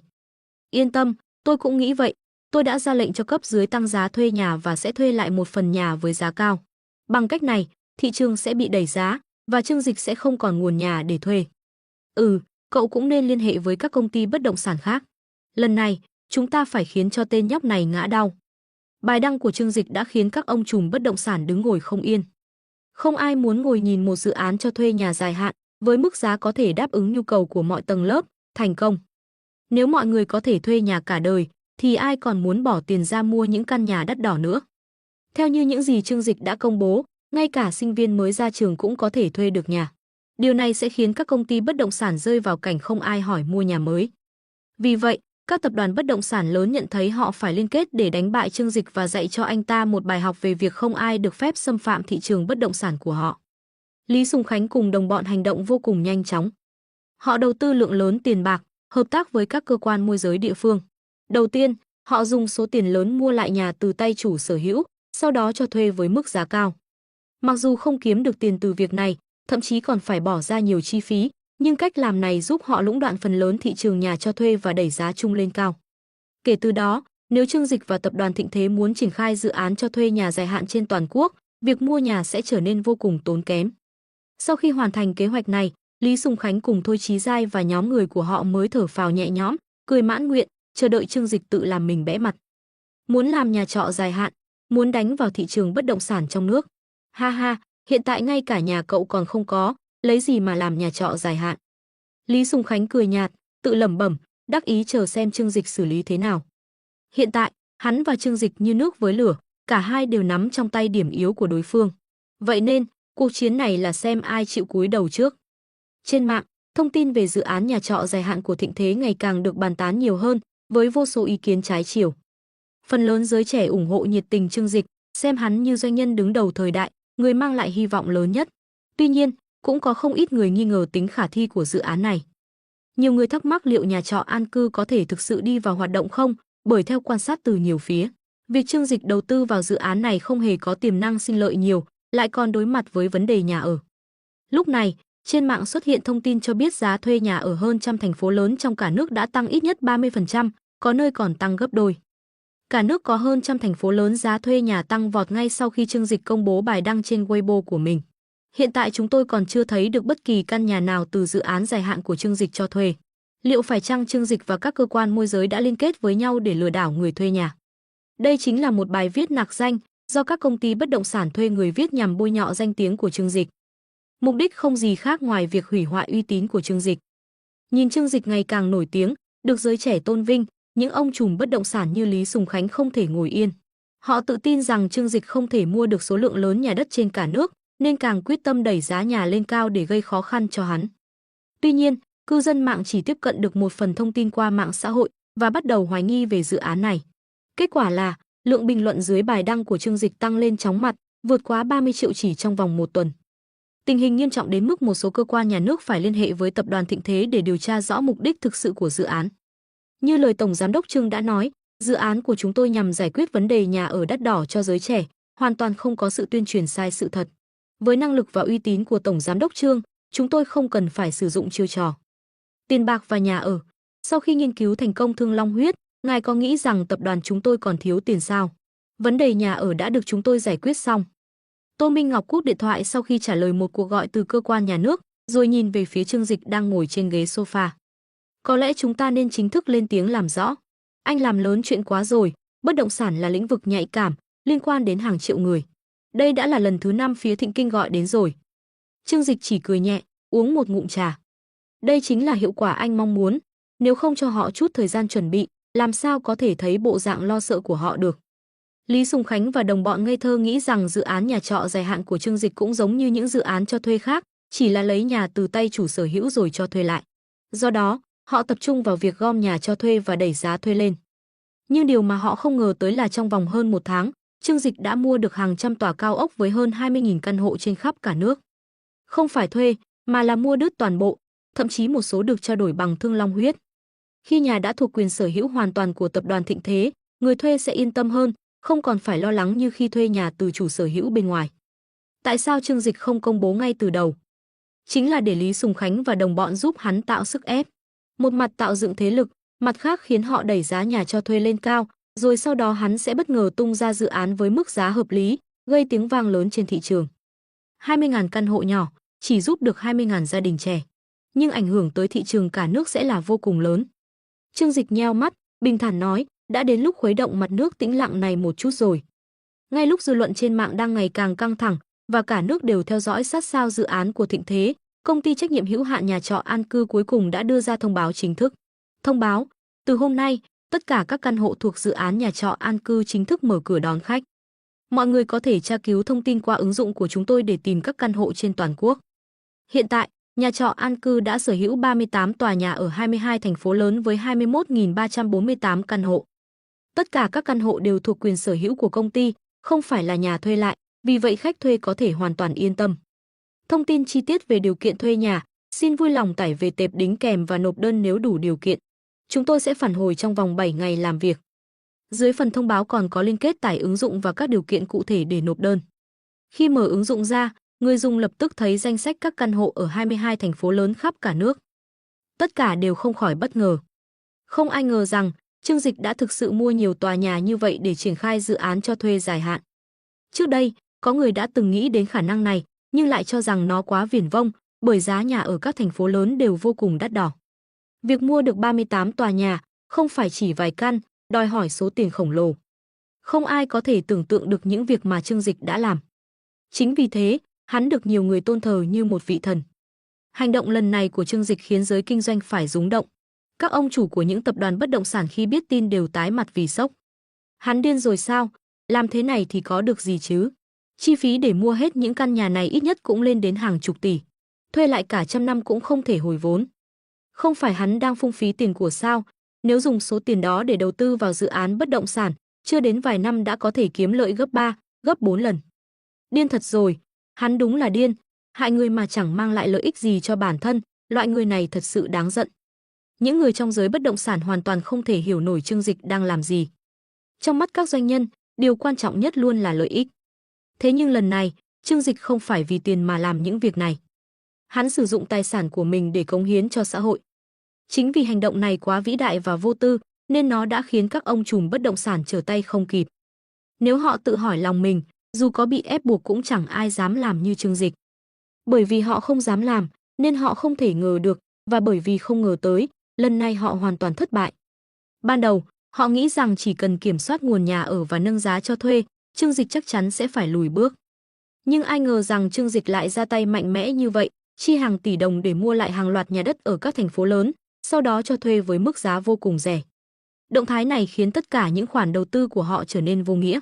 Thậm chí, việc họ đẩy giá thuê nhà lên còn làm cho dự án cho thuê dài hạn của Trương Dịch trở nên chính đáng và đầy tình người hơn. Sau khi thông tin về việc cho thuê của nhà trọ An Cư được công bố, hàng triệu thanh niên trên khắp cả nước đã nhanh chóng nộp đơn xin thuê nhà.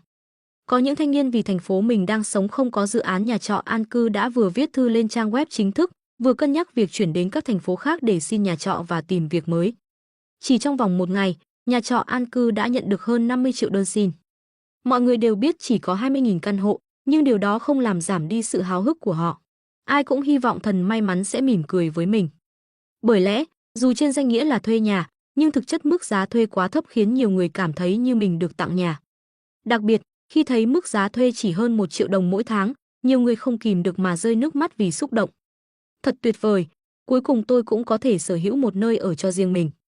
Một cậu sinh viên mới tốt nghiệp còn đang sống trong tầng hầm chật chội đã không kìm được nước mắt khi đọc thông báo này. Vô số thanh niên như cậu khi nhận được thông báo từ nhà trọ An Cư về việc mình đủ điều kiện thuê nhà và được phân nhà đều có cùng phản ứng xúc động như vậy.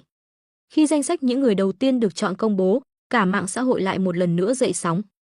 Trương Dịch không cho thuê hết tất cả các căn hộ ngay từ đầu.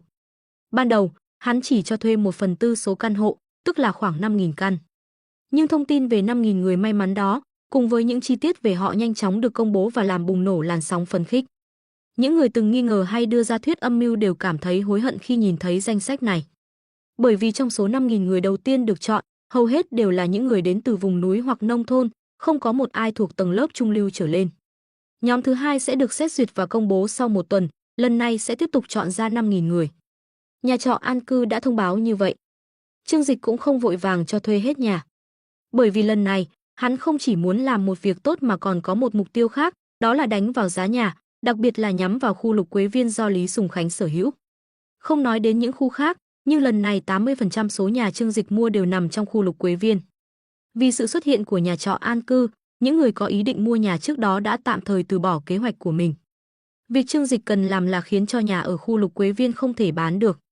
Vì thế, hắn sẽ tung ra nhà trọ theo từng đợt một. Đồng thời, trong quá trình này, hắn sẽ tiếp tục mở rộng quy mô của nhà trọ An Cư. Dù tiền từ việc phát triển Thương Long Huyết vẫn còn rất nhiều, Trương Dịch không có ý định giữ lại. Hắn sẵn sàng dùng toàn bộ lợi nhuận năm đầu tiên để đầu tư cho dự án này. Mục tiêu của hắn là khiến cho khu Lục Quế Viên phá sản và phải đóng cửa. Nghĩ đến việc phải đối đầu với một đối thủ mạnh như khu Lục Quế Viên, trong lòng Trương Dịch lại bừng lên nhiệt huyết. Đã từng có lúc, hắn chỉ là một nhân vật nhỏ vô danh. Nhưng hôm nay, Hắn đã có đủ tư cách để đứng trên đỉnh cao và đối đầu trực diện với những tập đoàn khổng lồ như vậy.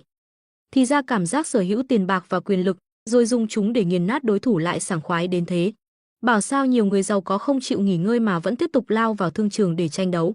Giờ tôi mới hiểu cảm giác làm chủ cuộc chơi thú vị đến nhường nào. Trương Dịch vừa nói vừa say mê với suy nghĩ của mình. Lần này hoàn toàn khác với khi hắn đối phó với Amazon trước đây. Trước kia, tập đoàn thịnh thế của hắn còn kém xa Amazon, nên hắn phải mượn sức mạnh từ các quan chức cấp cao để đối phó. Nhưng lần này, hắn hoàn toàn dựa vào sức mạnh của mình, sức mạnh từ tiền bạc. Sự xuất hiện của nhà trọ an cư đã gây ra một trận động đất trong thị trường bất động sản cả nước. 20.000 căn hộ, không nhiều nhưng cũng không ít. Đối với hàng triệu thanh niên đang khao khát sở hữu một căn nhà, đây như là những hạt cát trong sa mạc. Nhưng nó là một khởi đầu tốt, giúp giới trẻ nhìn thấy hy vọng. Có 20.000 căn đầu tiên, sẽ có 200.000 căn sau đó, thậm chí là 2 triệu căn. Nó mang đến cho giới trẻ hy vọng về việc có thể sở hữu một ngôi nhà của riêng mình. Và chỉ cần có hy vọng, dù nhỏ hay lớn, cũng sẽ tiếp thêm cho họ dũng khí để tiến bước. Huống chi lúc này, nhà trọ an cư còn tiếp tục công bố kế hoạch hàng năm. Trong vòng 1 năm, họ sẽ tăng số lượng nhà lên 100.000 căn, và sau đó sẽ tiếp tục tăng lên hàng năm. Từ đó, thanh niên sẽ không còn cảm thấy quá lo lắng. Trong lòng họ dần xuất hiện niềm mong chờ, mỗi ngày đều kiểm tra điện thoại để xem liệu mình có được chấp nhận hay không. Mặc dù số người nộp đơn quá đông và cơ hội không lớn, nhưng vì một căn hộ nhỏ, họ sẵn sàng chờ đợi. Rất nhiều người từng có ý định vét sạch túi gia đình để mua nhà, nay cũng đã tạm dừng quyết định của mình, chờ xem tình hình tiếp theo. Vậy những ai sẽ bị ảnh hưởng nghiêm trọng nhất? Không ai khác chính là các công ty bất động sản đang nợ các khoản vay khổng lồ từ ngân hàng. Vì chiến trường chính của nhà trọ an cư nằm ở khu Lục Quế Viên nên hầu hết các tòa nhà mới xây của khu này đã rơi vào tình trạng ế ẩm. Tại trụ sở chính của Lục Quế Viên ở Thâm Thành, tâm trạng của Lý Sùng Khánh gần đây vô cùng tồi tệ. Trong tháng này, hiệu suất tổng thể của tập đoàn giảm 86%. Con số này vô cùng đáng sợ, nếu là một công ty nhỏ chắc chắn đã phải tuyên bố phá sản. Nhưng Lục Quế Viên là một tập đoàn lớn với nguồn lực mạnh mẽ, nên họ vẫn có thể cầm cự. Tuy nhiên, vấn đề lớn đang hiện hữu trước mắt Lý Sùng Khánh là hiện tại họ không bán được nhà. Không phải là bán được ít, mà là hoàn toàn không có người mua. Sau khi Trương Dịch tung ra dự án nhà trọ dài hạn, giới trẻ không còn cân nhắc việc mua nhà trong ngắn hạn nữa. Hiện nay, giá nhà đã tăng quá cao, các thành phố hạng nhất và hạng 2 đều đã bão hòa, và trong ngắn hạn sẽ không có biến động lớn. Còn những thành phố hạng 3, hạng 4 thì không nằm trong danh sách cân nhắc của thanh niên. Vì vậy, họ thà chờ đợi kết quả từ việc nộp đơn xin thuê nhà trọ dài hạn của Trương Dịch, hơn là gánh khoản nợ khổng lồ để mua nhà. Nước cờ lấy nhỏ thắng lớn của Trương Dịch đã trực tiếp làm cho Lục Quế Viên lao đao. Không còn cách nào khác, bởi Trương Dịch không chỉ có tiền, mà còn dùng chính tài sản đó để đối đầu với họ. Nếu Trương Dịch cố tình nhắm vào họ, kéo giá nhà xuống để cạnh tranh thì Lục Quế Viên vẫn có thể chống đỡ được. Dù sao, nếu Trương Dịch chỉ muốn làm bất động sản thì cùng lắm chỉ ảnh hưởng đến doanh số của họ, chứ không đến mức không có nhà để bán. Nhưng hiện tại, Trương Dịch đã mở ra một lối đi khác, sử dụng phương thức mà thanh niên không thể từ chối, trực tiếp cướp đi toàn bộ khách hàng tiềm năng của họ. Chủ tịch, nếu cứ tiếp tục thế này, chúng ta không thể duy trì được lâu nữa, phải tìm cách giải quyết vấn đề hiện tại. Nếu không, chỉ riêng tiền lãi vay từ ngân hàng hàng tháng cũng đã lên đến hàng chục tỷ. Đúng vậy, kể từ khi dự án nhà trọ dài hạn của Thịnh Thế xuất hiện, giới trẻ không mua nhà nữa. Họ chỉ chờ đến khi được phân một căn, so ra thì nhà của chúng ta không có bất kỳ lợi thế nào cả. Các lãnh đạo chủ chốt của các bộ phận tụ tập trong văn phòng chủ tịch, lo lắng bày tỏ sự khó khăn với Lý Sùng Khánh. Lý Sùng Khánh cau mày, vuốt trán, nhìn lướt qua bọn họ rồi hỏi, tình hình hiện tại đã rõ, các người có ý kiến gì thì cứ nói ra. Nước cờ này của Trương Dịch thực sự quá thâm hiểm, vì hắn không hề cân nhắc việc kiếm tiền hay không. Hắn đang thực hiện một dự án công ích, dùng giá thuê nhà cực rẻ để hỗ trợ giới trẻ, và có thể thu tiền thuê suốt đời. Vậy Lý Sùng Khánh lấy gì để cạnh tranh đây? Có bản lĩnh thì hắn cũng hạ giá nhà của mình đi. Nói thật, số lượng nhà của Lục Quế Viên nhiều hơn rất nhiều so với nhà mà Trương Dịch đang nắm giữ. Nhưng Lý Sùng Khánh không phải Trương Dịch. Bất động sản là huyết mạch của hắn, còn Trương Dịch thì nhờ vào doanh thu từ Thương Long Huyết và Tao Bao, nên tiền bạc chảy vào tay hắn không ngừng. Đây chính là cuộc chiến tư bản trần trụi. Lý Sùng Khánh hoàn toàn không có cách nào dùng quy tắc của ngành bất động sản để chế tài Trương Dịch, thậm chí kiện hắn phá giá cũng không được. Dù sao, Trương Dịch không phải làm bất động sản mà là cho thuê nhà. Làm sao có thể cấm người ta cho thuê nhà với giá rẻ được? Đối mặt với sự than phiền của cấp dưới, Lý Sùng Khánh chỉ có thể để họ cùng nhau tìm ra giải pháp, cùng vượt qua thời điểm khó khăn này. Các lãnh đạo của Lục Quế Viên nhìn nhau. Ai nấy đều có suy nghĩ riêng, nhưng trước tình hình phức tạp và nghiêm trọng hiện tại, không ai dám khẳng định mình có thể giải quyết được. Dù sao, họ đều biết nguyên nhân sâu xa là cuộc chiến cá nhân giữa Lý Sùng Khánh và Trương Dịch. Giờ thì ân oán đã hình thành, làm sao họ có thể giải quyết được đây? Rốt cuộc thì các người có ý kiến gì không? Giờ ai cũng câm hết rồi à? Lý Sùng Khánh nổi giận khi thấy mọi người im lặng, trong khi tình hình đang vô cùng cấp bách. Trần Tổ Nhượng, anh nói trước đi. Lý Sùng Khánh chỉ vào Trần Tổ Nhượng, tổng giám đốc bộ phận tiêu thụ. Trần Tổ Nhượng nuốt nước bọt, thận trọng nhìn Lý Sùng Khánh rồi đề xuất, hay là chúng ta thử thương lượng với tập đoàn Thịnh Thế xem. Đều là người kinh doanh, có thể hòa giải, dĩ hòa vi quý. Sau này dù sao cũng phải đối mặt với nhau, chẳng lẽ cứ đánh đến cùng. Ngay lập tức, ánh mắt của Lý Sùng Khánh lóe lên sự chán ghét, hắn ném ngay chiếc chặn giấy trên bàn về phía Trần Tổ Nhượng. Anh đang nói bậy bạ gì thế? Bảo tôi đi giảng hòa với thằng danh đó sao? Ý tưởng này đối với Lý Sùng Khánh thật ngu ngốc và vô lý. Hiện tại, hắn và Trương Dịch đã như nước với lửa, việc giảng hòa chẳng khác nào để đối phương lấn lướt mình. Hơn nữa, Lý Sùng Khánh vẫn nghĩ rằng với quy mô của Lục Quế Viên, hắn còn nhiều đường lui. Trừ khi không còn cách nào khác, hắn không bao giờ chịu cúi đầu trước Trương Dịch. Trần Tổ Nhượng nhanh chóng né tránh chiếc chặn giấy, trên trán lấm tấm mồ hôi, "Xin lỗi, chủ tịch, tôi đã lỡ lời." Thấy cảnh này, những người còn lại càng thêm sợ hãi, dù trong lòng có ý tưởng gì cũng không dám nói ra. "Đừng im lặng như vậy, nói tiếp đi." Lý Sùng Khánh nhìn chằm chằm họ với ánh mắt nghiêm nghị, như thể muốn nuốt chửng họ. Các lãnh đạo khác lại tiếp tục nhìn nhau, họ biết rõ con đường hòa giải này chắc chắn không được Lý Sùng Khánh chấp nhận. Lúc này, tổng giám đốc bộ phận marketing sau khi suy nghĩ một lúc mới nói, "Chủ tịch, nếu ngài không muốn giảng hòa với Trương Dịch, có lẽ chúng ta có thể để người khác đến nói chuyện thay." Lý Sùng Khánh nhướng mày, ý anh là gì? Hắn không thể tự mình đi tìm Trương Dịch giảng hòa vì lòng tự tôn không cho phép. Nhưng nếu để người khác làm thay, ít nhất vẫn giữ được lòng kiêu hãnh của hắn. Tổng giám đốc bộ phận marketing thấy sắc mặt Lý Sùng Khánh dịu đi một chút, liền tiếp tục, "Nếu sử dụng biện pháp thông thường, chúng ta không thể làm gì được Trương Dịch. Trong tay hắn có Tao Bao và Thương Long Huyết, quá nhiều tiền. Hắn có thể tiêu tiền không tiếc, còn chúng ta thì không đủ sức cầm cự." Lời này đã nói rõ vấn đề lớn nhất của Lục Quế Viên. Trương Dịch dựa vào hai nguồn doanh thu chính là Tao Bao và Thương Long Huyết, giờ đây đã bước vào giai đoạn thu hoạch. Nghĩa là, hắn không còn gánh nặng về tài chính và có thể thoải mái tiêu tiền để đối đầu với họ. Nhưng Lục Quế Viên là một tập đoàn bất động sản và ngành này luôn mang nợ vay rất lớn. Cách thức hoạt động của họ là vay tiền từ ngân hàng để phát triển dự án. Ví dụ, Lục Quế Viên hiện nắm giữ tài sản trị giá 8.000 tỷ, nhưng số nợ ngân hàng đã lên đến 4.000 tỷ. Hàng năm, họ phải trả lãi vay lên đến gần 200 tỷ. Tính ra, mỗi tháng, họ phải trả hàng chục tỷ đồng chỉ riêng tiền lãi. Biện pháp thông thường chắc chắn không được, nhưng Lục Quế Viên chúng ta đã hoạt động trong giới kinh doanh nhiều năm, mối quan hệ và bối cảnh của chúng ta không phải thứ mà Thịnh Thế có thể sánh được. Tôi nghĩ, ngài có thể dùng những mối quan hệ này để cảnh cáo Trương Dịch, ép hắn thu mình lại. Trong ánh mắt của tổng giám đốc marketing lóe lên vẻ nham hiểm, nếu thật sự không thể, chúng ta có thể dùng tiền để tạo sức ép, thậm chí là điều tra và đóng cửa một số nhà trọ của hắn. Sau khi nghe giám đốc bộ phận marketing trình bày xong, Lý Sùng Khánh khẽ nâng tầm mắt lên.